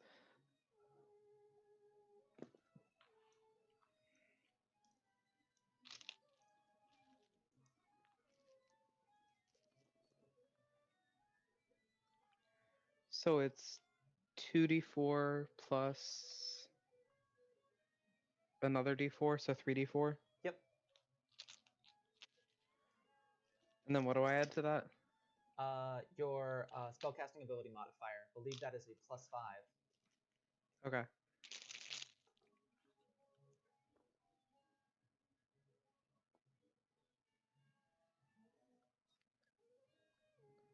So that's going to be 14 points of healing for Fen. Fen, you get 14 points of health back. Yum, yum, yum. Anything else on your turn, Kai?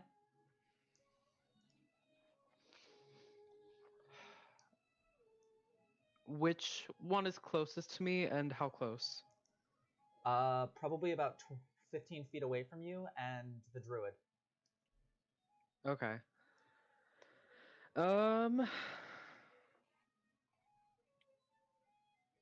Oh, my shield comes up now, right?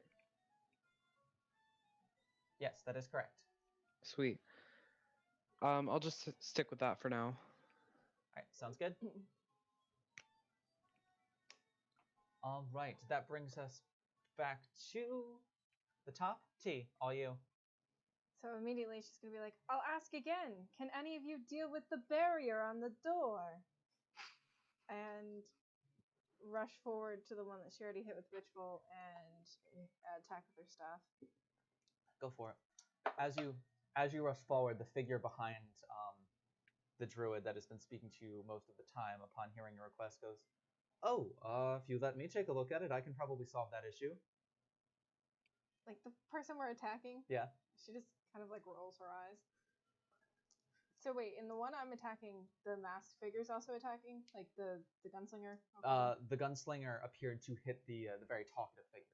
The Okay. gunslinger hit Thistle. You're going after Temp. Okay, so no sort of advantage or anything. It's gonna be over 20. I rolled a 15. Plus 7. Yeah, that'll hit.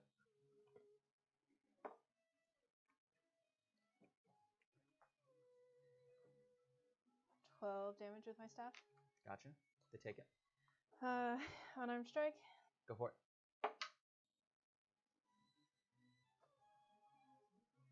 Unnatural 20. Yeah, that'll hit.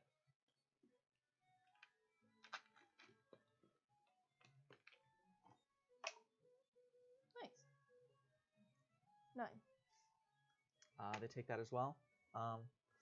They kind of like you two have kind of like an intense staff battle that you seem to be getting the better of. The figure seems to be getting more frustrated that they're not able to block your attacks more so than hurt, but still you're definitely getting through with the hits. They don't seem to be resistant to it or anything, so. Alright. And I'm done. Right.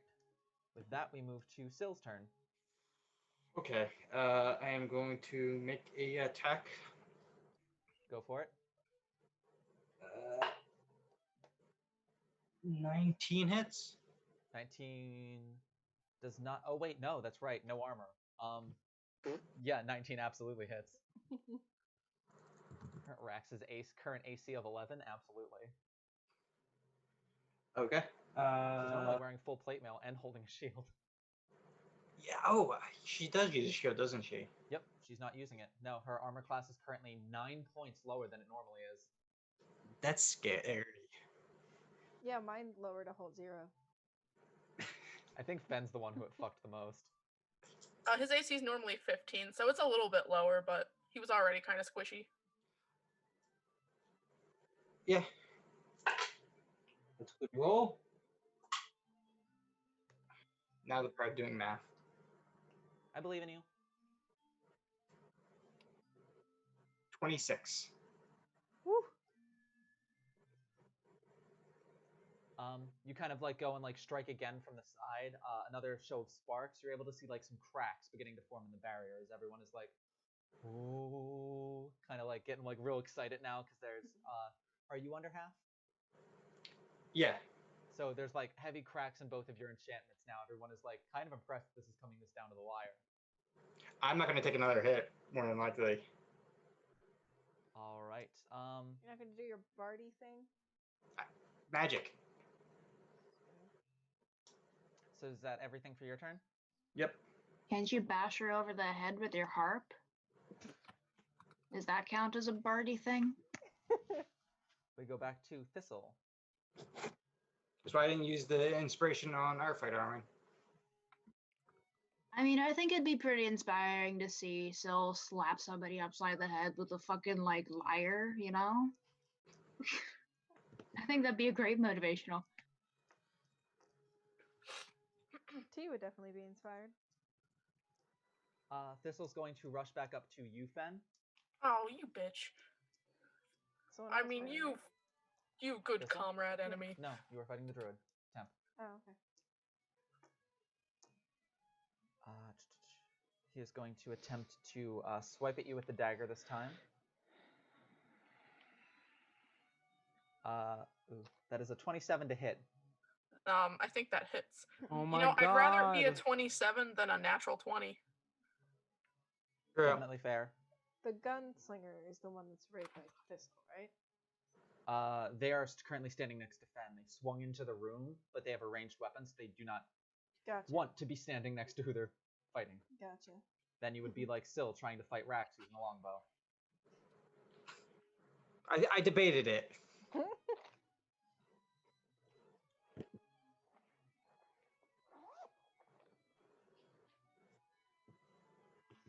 All right. Fen, you take.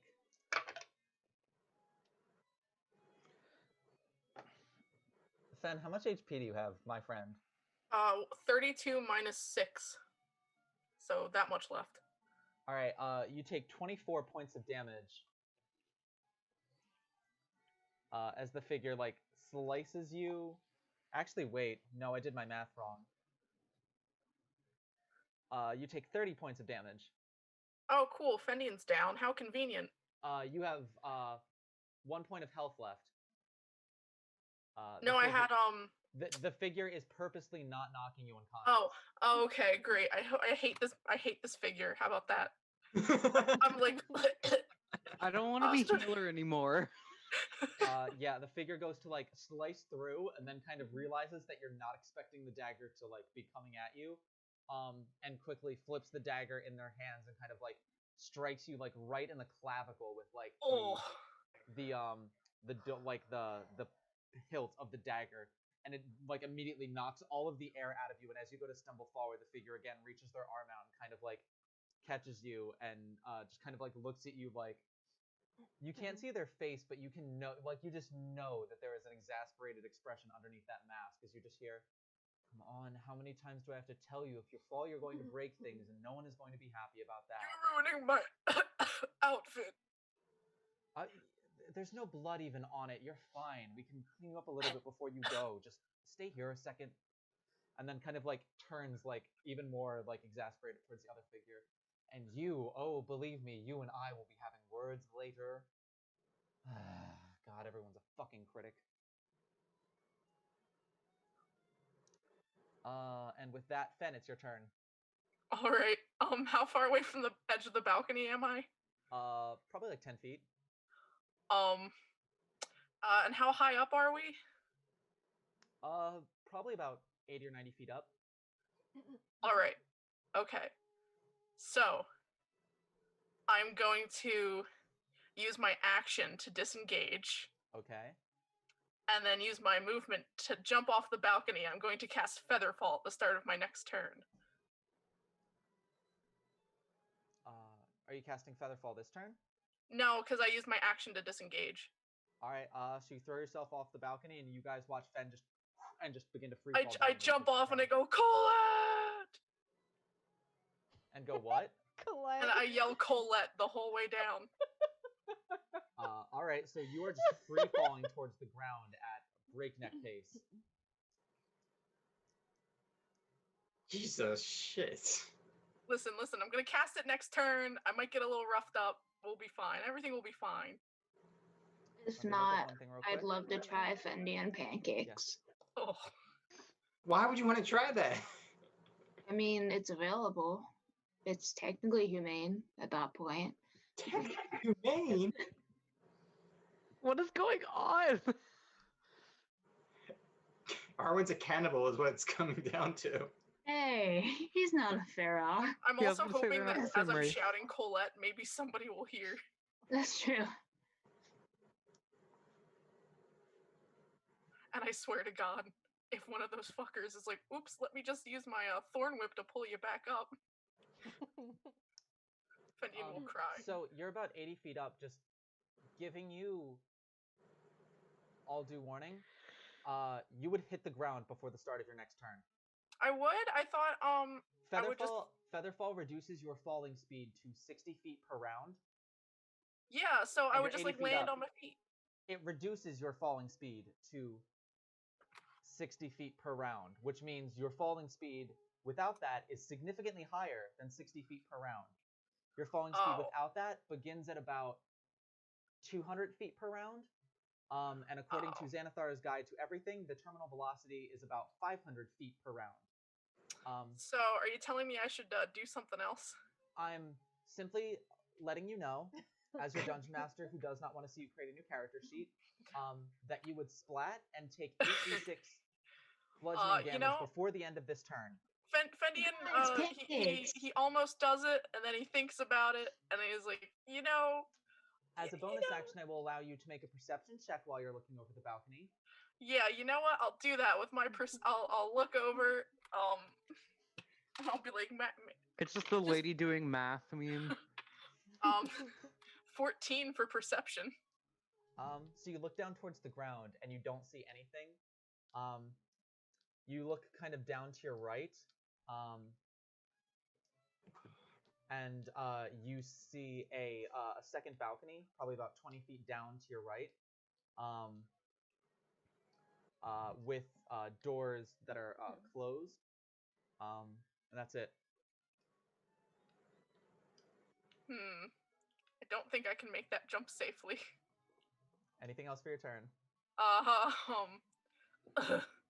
Nope, I'm just gonna press to digitize the blood off of me and stay where I am because I'm not trying. Well, I guess since I did use my sorry, I used my action to disengage. So why don't I just use my action to like disengage back into like where the rest of the party is? All right. I'll try to go get over to T. Up next is going to be Temp. Temp is going to use their action to disengage with you, and is going to make their way towards the other figure, and also kind of like peek out of the doorway and just kind of turn back in. I believe that an escape has already been secured. The other figure just kind of turns to look at them. Perfect. Well, I think that just about handles all of our business then here, doesn't it? That will end their turn. What if they were a decoy? That's what I've been saying. I literally said, we need to get to the ball. There's a third party. Dispel the fucking magical barrier. I don't know dispel magic. That's why I was gonna hop off the edge. Yeah, I don't think any of us know dispel magic. Well, you're not here, are you? Can I just yeet myself at it and see if I can unlock it with these thieves' tools? You can I can't do anything else. Well, so what I'm gonna do when it's my turn. Up next is the gunslinger.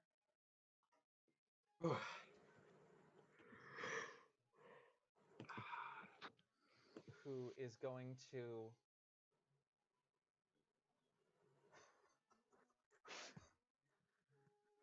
oh jeez. Or like try and get into contact with someone at the ball.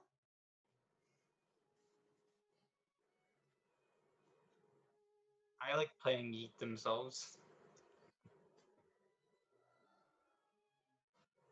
The gunslinger is just going to give like a very exasperated just to the two masked figures, and the two masked figures go like kind of like look. The one just, what? We weren't going to hurt them. We're just we're leaving. Go take care of whatever they need you to take care of. What is going on? We'll talk about this later. The gunslinger kind of like looks confused at the two figures. And in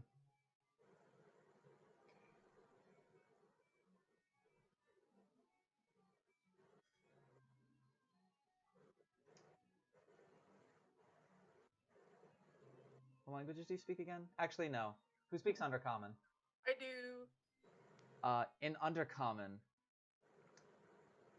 Fen, make an intelligence check. Uh-oh. Let's see, what's my... Ben, will you teach me Undercommon? In fact, that's just +1. So everyone make an intelligence check. that is 18. 18? Oh, holy shit. I natural 20. Not 20! I'm going to need the total of your roll. 19. Arwen, I'm going to need the total of your roll. You're muted, Arwen. You're still muted, Arwen. It was a nat 20 though. Which one we were rolling for? Intelligence. Intelligence is a +3, so that's 23. All right, and Kai, what did you roll? Also 23. All right.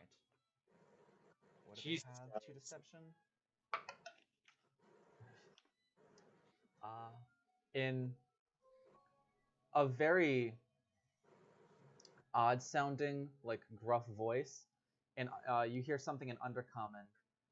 Fen, you would specifically hear, "Do I know you two from somewhere?"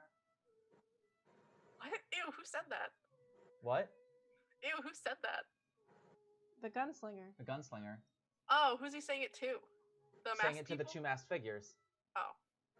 You would just hear that exact phrase. And upon hearing that, the masked figure who's been doing most of the talking, you hear like just kind of a laugh before. Oh God, I wish I could explain to you how funny this is, but it would ruin the joke. With that, the gunslinger is going to move past them to the edge of the door, kind of like right next to you, T, and kind of give like a. Like Thistle or Temp or? No, the gunslinger. Oh, okay. Moves to the. It's their turn. Moves towards the edge of the edge of the room where you are, like in the doorway, and just kind of gives like a nod to you before like a gesture to like squeeze to one side. They kind of go past, raise up their hand. You see a magic sigil emanate from their hand before disappearing, and kind of looking over at the vestibule, you'll see the trapdoor just the arcane lock break as the figure casts dispel magic on it. Just kind of like shakes their head. That ends their turn and brings us to Rax. This is it. We're unlikely. She could nat 1. That's not incredibly high. That is a 15 to hit. That's a hit. If I had armor, that wouldn't hit. But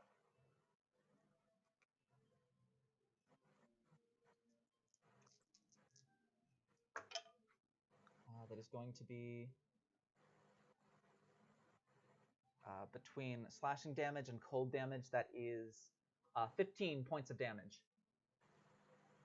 That's enough. You kind of like parry twice before Rax kind of like brings up the blade and kind of like cuts across the chest. The sparks flying from the barrier before it just kind of shatters. And you kind of get knocked back a little bit and kind of like catch your feet. As soon as it shatters, you suffer 1 level of exhaustion. And the fight is over as the room just gets silent. And after a brief moment, everyone is up in applause, cheering for her for winning, but for both of you, as it was a much closer fight than a lot of people imagined when they saw the two people competing. But we'll get back to that in just a second. Why do you always go up there? I don't appreciate that. Coming back to the other battle. Arwen, it's your turn. Okay. What you doing, kid? Think now it's time to go to the trapdoor. Alright, so you head to the Kick it trapdoor. in. Yeah. Alright, you're able to use an action to kind of open it up. The ladder folds back down. Cool. Be like, guys, and then I'll wait till everybody looks at me and I'll just jump down. Alright, you jump down. Ending your turn, we move to Kai. Where did you jump down? Arwen jumped. Oh. The trapdoor was open. Arwen jumped down the trapdoor back to the out of the Lucid Conservatory, out of the church. I would also like to do that. You also do that. Top of the round. T, your turn. I'll look to the gunslinger and be like, "You got this." And just wait and see if they nod or not. They kind of like look at the two figures, kind of like give like an odd like head cock before turning back to you and just. Well, run if you don't, and I'm just gonna bolt out and go 45 feet towards where we saw Aqua and Knight. Gotcha. You do that. Next, that brings us to Thistle. Thistle is going to grab onto Temp and bow slightly to the gunslinger, and also turn to you, Fen, and bow. It has been a pleasure, but I do believe it is time for us to make our exit. Have fun at the dance for me. And the two of them are suddenly cloaked in shadows and just vanish. Oh, I hate them so much. I didn't ruin my outfit. Right. Yay. And as they disappear, we are out of initiative.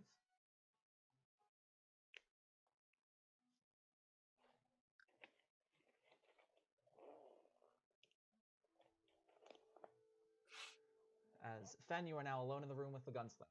As the gunslinger begins to walk towards where they disappeared from, and then kind of walk towards the edge of the balcony and kind of Hold on, I want to say towards something you. funny to them. What? So I go, sprechen Sie Deutsch, but I'm speaking in undercommon to him. I give a thumbs up, and then I just shakily injured walk back to the rest of the group. They nod as you say whether or not they speak speak undercommon, but they do not speak any further, and they on the balcony jump off of the balcony towards the lower balcony that you saw. I'm not risking that. And I'm gonna take the safe way back down because I'm at 1 HP. Right. So the four of you meet up. Where do you head? Like I said, I'm going towards where Aqua and Knight were, because I imagine that's the closest location. Yes. You head back down to where they were, and you see two different people in Mage Academy uniforms standing where they previously stood. And just kind of see you coming and just kind of give a wave. Anyone come through here? Go by you. Anyone come through here? Go by you. Just the two of you. We've only been on patrol for 10 minutes. We took over for Prefects Aqua and Prefects Knight. As soon as they say just the two of you, I'm running down towards the ball. You do that. All of you are heading down towards the ball? Yeah, I'm limping really fast. I'm just hello, don't mind me. Hello. I'm helping Ven limp. Right, so you all get down to the ball just in time to see Sill's aura break, and everyone is cheering as Rax has won the fight. I'm trying to find Colette and the large amount of people. Right. Make a perception check for me. So we're nearing the end of the session. That's another natural 20. Yeah, you're able to see her standing up next to actually she's standing right beside Lucian, and Lucian and Finn are both right near Duchess Belle and Stelmane, her mother. I'm gonna go up. I'll go up to Colette and be like, "We just broke into your office and ooh." I need to talk to you in private, and I'll just link my arm with her and just bolt towards the door. As you're walking, you just kind of hear under her breath Jesus Christ, I mean, I'm not going to say no, but buy me a drink first. As soon as they're out of eyeshot of the person whose office she broke into, she's going to be like, they were here, there's a third party, have you seen anything? They said they're getting away. No, it's been relatively uneventful, aside from still narrowly missing his chance to defeat Rax, but still quite impressive. I'm limping over to them. Hurry, There has not been any weird shenanigans at the We have to ball find so far. them. Anyone Colette, people are going to die. Not that I know, just the four of you, but now you are back. Then they succeeded. I suppose, Not if we but catch I them. guess their mission was just to allow this figure to escape and not necessarily allow this figure to cause any further harm. They were a distraction.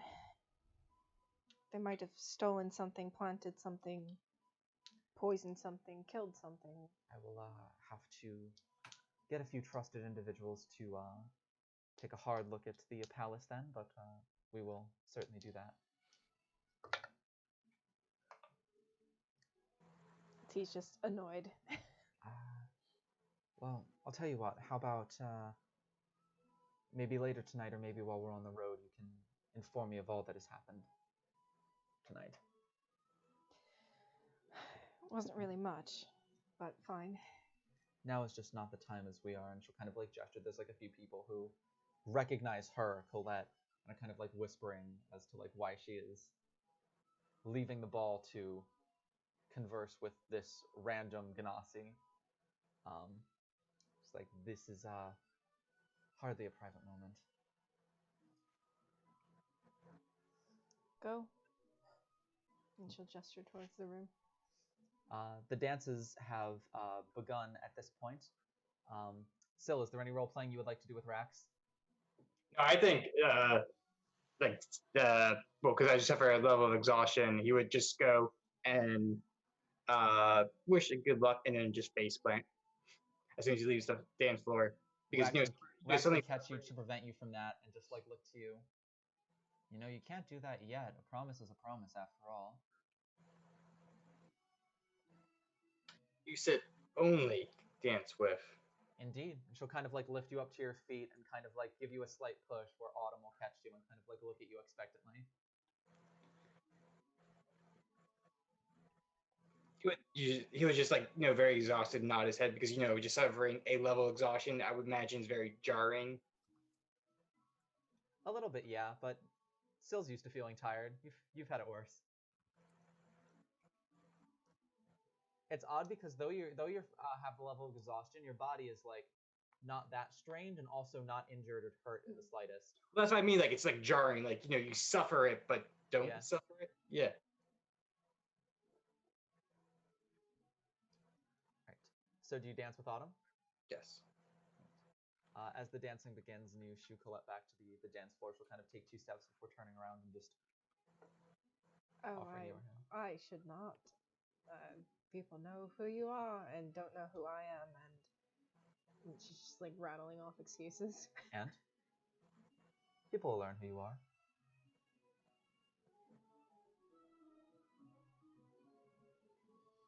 She just like glances back towards Fen. I'm just kind of like, he's coughing and prestidigitizing the blood away. He shakily sits down. He doesn't look like he's gonna be dancing tonight. She wanted to give that silent look of like, do I have to dance? Fen, you get the same look from T that you got before her makeup got done. I don't know. Do whatever you want. I'm just gonna sit here until it's time to go home. Oh, my night is ruined. I'm bringing Fendi in a plate of snacks. Thanks, Arwen. Take the hand. Yeah. She'll lead you out on the floor and the two of you will dance. There is some murmurs, but Colette doesn't seem to care at all. Fen, there actually is not that much blood on your outfit. The main thing that you were hit by was the blunt end of a dagger, which definitely is going to leave a very nasty bruise come the morning, but did not bleed. I wasn't sure if how much damage Thorn Whip would leave. Physically. A little bit, but nothing too extreme. Well, he's still at 1 HP, so he still looks pretty fucked. I'm gonna nurse these snacks Arwen gave me. Probably at the very least have the wind knocked out of you. As Colette passes you, she taps you on the shoulder and just goes, you look like you've had a rough night. I have. You regain 23 points of health. Ooh, not so rough anymore. Thank you, Colette. That's what I'm here for. Now come on, we have to dance. Let's do a big group dance. Maybe in a little bit. I'm going to enjoy this one first. Alright, come on, Arwen. And I'll go dance with Arwen. I imagine. Alright, so the two of you dance. You're dancing with Colette. You're dancing with Autumn. Kat would obviously ask you to dance Kai. You all have a wonderful night's dancing. If there's any moments anyone would like to roleplay in particular, we can do that. Arwen, you look lovely tonight. Oh, man. The unexpected ship out of nowhere. You know what? Out of nowhere, during our dance, I will spin and dip you. Just at random. Oh my. I imagine the imbalance between weight and height, I almost fall over. That would be, pretty much. But and then I suggest that perhaps we go prank people. That's even more fun. So Chaotic. after the dance with Colette, T would get Delicious. just drunk enough to not care anymore, and go around and ask anyone that she knows to dance. You dance with quite a number of people. Colette, Gab. You even dance with Sylvia at one point. Lucian, Finn. It's a very strange night for you, T, dancing with all those different people. You find yourself dancing with Arwen at one point, with Luna at another point. At one point, like you even like panic slightly as you realize that you've just accepted a dance from someone, and about 30 seconds into the dance, you realize that you're dancing with Duchess Boleyn Stelmane. Shit. And you're like, oh, I should have said no. I don't know what I'm doing. And at one point near the end of the night, you find yourself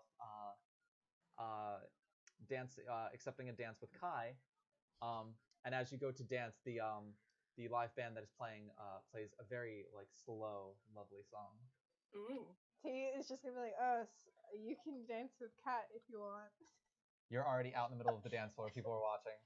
All right, well, here we are. Oh, I sent you a message too, Liz.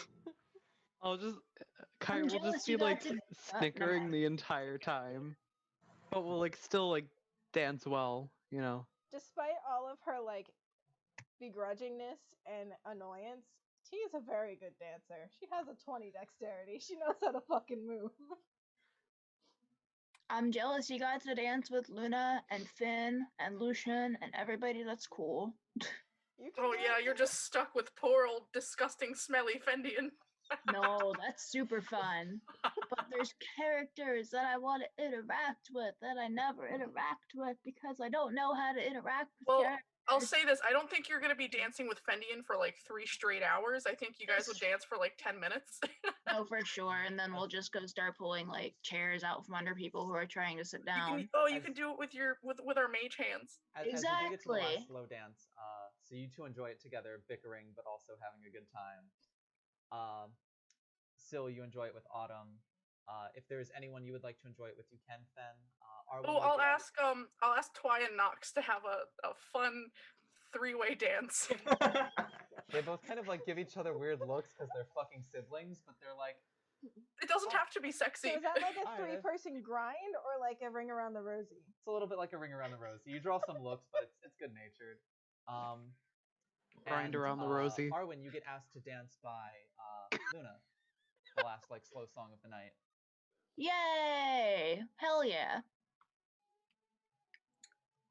Arwen doesn't know how to dance, so it's kind of a clusterfuck, but you know. Luna is actually a pretty decent dancer and is leading you well. Kind of Cool. even like really like low, like super show offy, like dips you at one point and then brings you back up real close. Though You muted. You muted yourself as you went to talk. oh no! God, I do that all the time. There will be a slight little face blush, and she'll be like, "Oh, hello." In the words of Pat, Yeah. As you say that, she'll kind of like also be blushing slightly. Just hello. You do look really nice tonight. Cool. I put pockets in this. Of course you me. did. I'm not at all surprised. I can't wait till I make the cargo pants of infinite holding. Thanks, it has pockets. There's pockets in everything she owns. There's no way to get around it. Just MacGyver them. It's fine. But she doesn't really know how to do the compliments in this way. So Here does T. Perfect. As you What? get towards the end of the dance, is there any moments that anyone would like to role play? It's the end of the last dance. You will all be going back to the suites, and we will be ending the session in the next like 10 minutes. I can't think of anything. All right, Syl, I'm too sleepy. Come back to me. I'm filling my pockets with snacks. Kai, and T. I mean, I would make sure I dance with just anyone that I can, and for the last dance, I would just see if anyone asked me to, and if not, I would try and duck out early. Colette would ask you for the last dance. Kai, you got Kat for the last dance. Any other moments you want to role play or no? I imagine Kai and Syl would dance together to some like weird jaunty tune. A bet. It's a bet. I'm dancing with Rev. Autumn would like see somebody coming to ask you for a dance and like kind of like turn annoyed to them, but then see it was Kai and kind of like silently giggle to herself before taking a step back and just like. I wanna Amazing. learn figure out how to teach Rev how to do a box step. Oh my god. Yeah. You try your best with that over the course of the night. It goes natural 1. She doesn't seem to be very coordinated when it comes to dancing. She kind of trips over herself a lot. But is it fun anyway? It's fun anyway. I imagine she's Oh. just hopping. Team Wing would also make flap. a point to dance with Fen at some point as well. Yeah, I'll dance with T. Yeah, Pat. But I do have a question. The one thing I will say is, as you do your last, as we're in the last dance, you're dancing with Colette. That's happening. You're dancing with Kat. The one eventful thing is, as your like head is resting on her shoulder, and you like her back is towards the table where all of like the big wigs are sitting. You're facing that table. You can see Grand Duke Bastian Brightvane just staring very intently at you as you dance with his daughter. I'm sorry. You've met Daddy. What were you saying, Pat? I was gonna say, I would after dancing with Kai and going back to he does have a question for Autumn. But I do want to make the joke and comment though, as Kai comes over for the dance, like, I'll lead. I'm sure you're used to that. All right, what is your question for Autumn? Perchance, did you know of the bet? Do you know why she made that the bet? Not an idea or clue? And you're sure you only want to be dancing with me?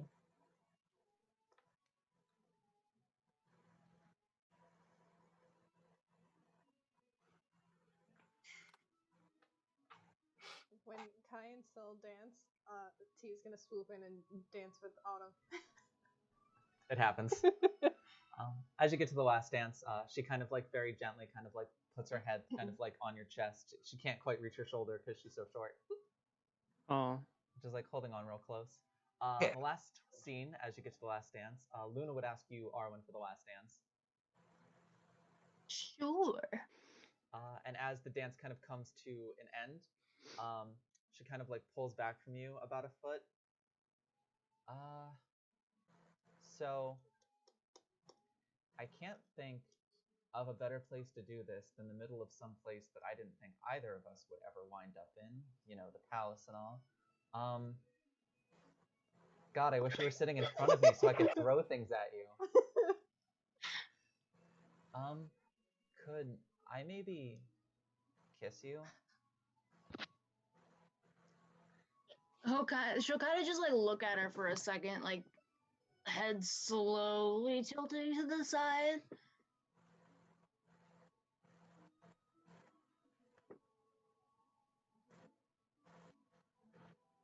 Okay, why?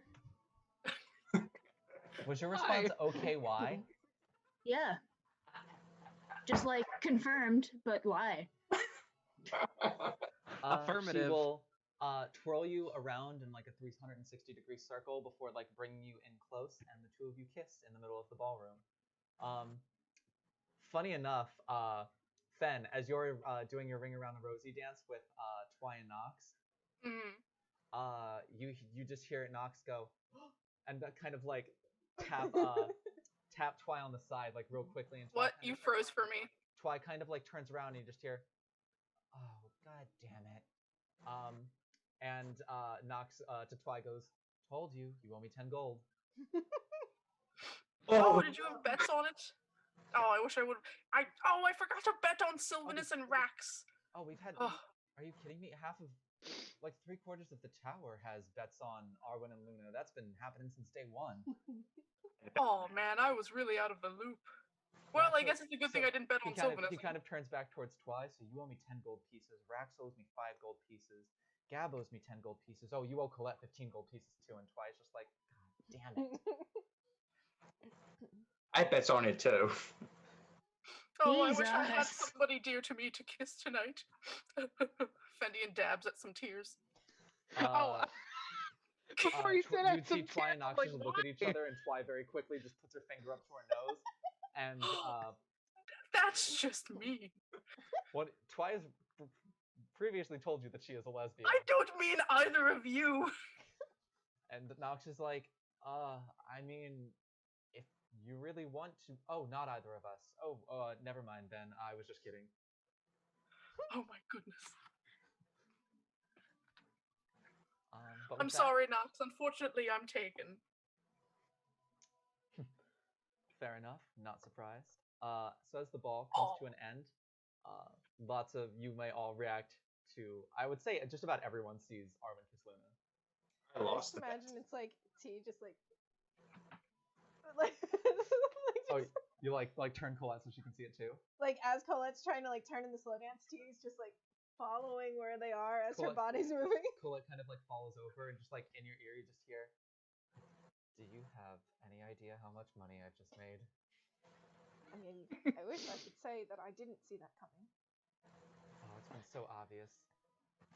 They're good for each other though. Arwen's very reckless and Luna's very reckless. But as the ball finishes, Grand Duke Bastion Brightvane would thank everyone for coming to the ball as he concluded it. 70% of the time that he's speaking, he is staring right at you, Kai. Behind me, Kai. He's gonna have me killed. Do you want to hide behind Silk, Kai? I imagine like he would keep trying to turn Cat, so like Cat was facing him. Cat also saw it, and you can just hear as soon as she like turns around to see that he is like glaring at you, in your ear you just hear Kai the whole time is kind of like doing one of those like don't look at him, don't look at him. No, not the laughing, but Bastion like locking eyes with Kai or staring him down. I would say no, not in your slightly inebriated state. Okay. Kai, what's your armor class? Uh-oh. I'm fucking with you, I'm fucking with you. Anyway, I was gonna say, why do you ask? Make an acrobatics check. So with that, all of you depart the palace, heading back towards the suites.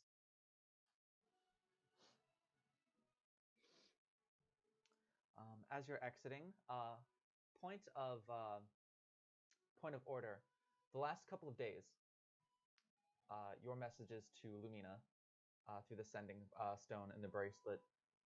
You've been talking to her, and she's like, the main points, the main things that you're getting is everything's going all right, but I think she said, I think Rose Lily might have overheard talk about you closing in on her father, and so she has been a little bit more despondent and less chipper as of late, but other than that, everything is fine. I would ask to talk with her. She would send back a message the next day, just she does not wish to speak to anyone at the moment. She refused to take the stone. I apologize. Well, T would be butthurt about that. Aw.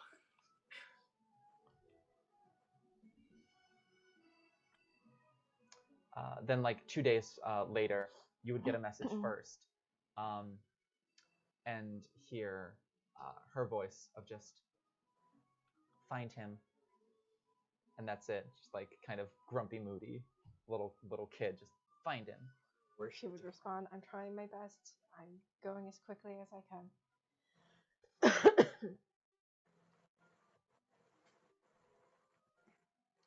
So, as you all walk back to the suites, got 25 words for this. It is about 1 a.m. All of you are incredibly exhausted in slightly different states of drunk. Some of the NPCs are walking with you. Colette is walking specifically right beside you, and you get a message on your bracelet. Hold on, sorry.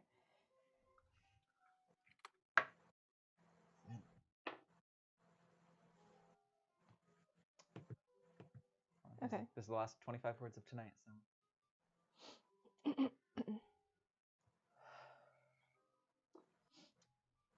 Rose Lily got out, snuck past the guards,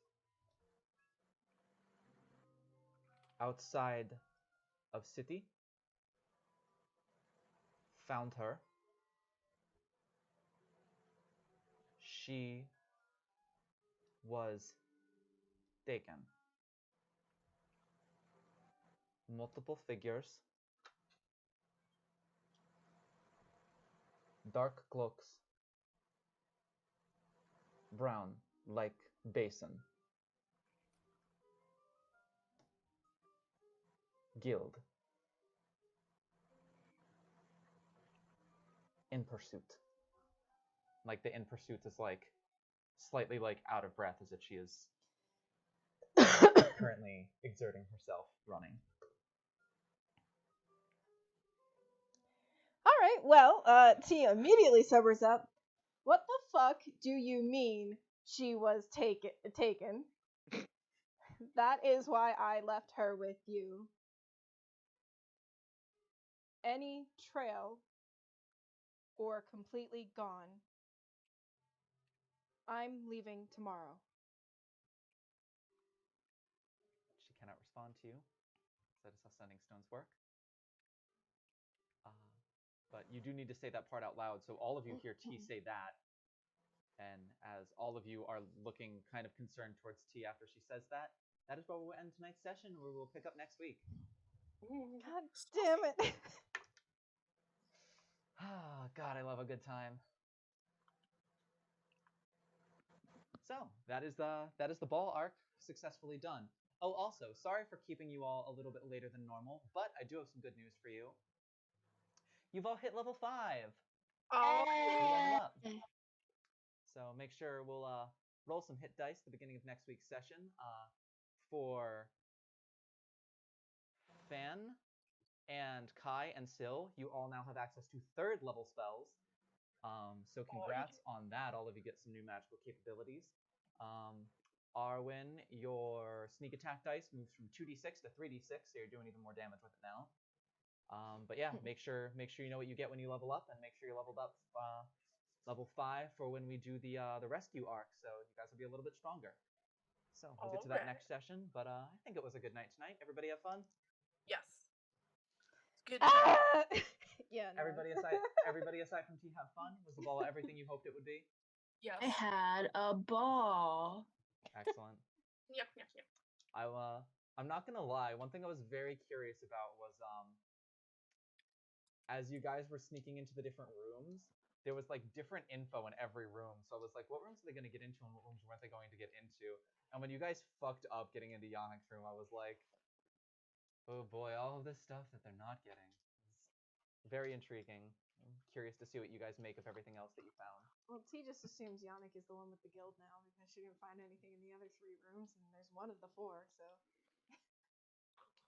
Spell.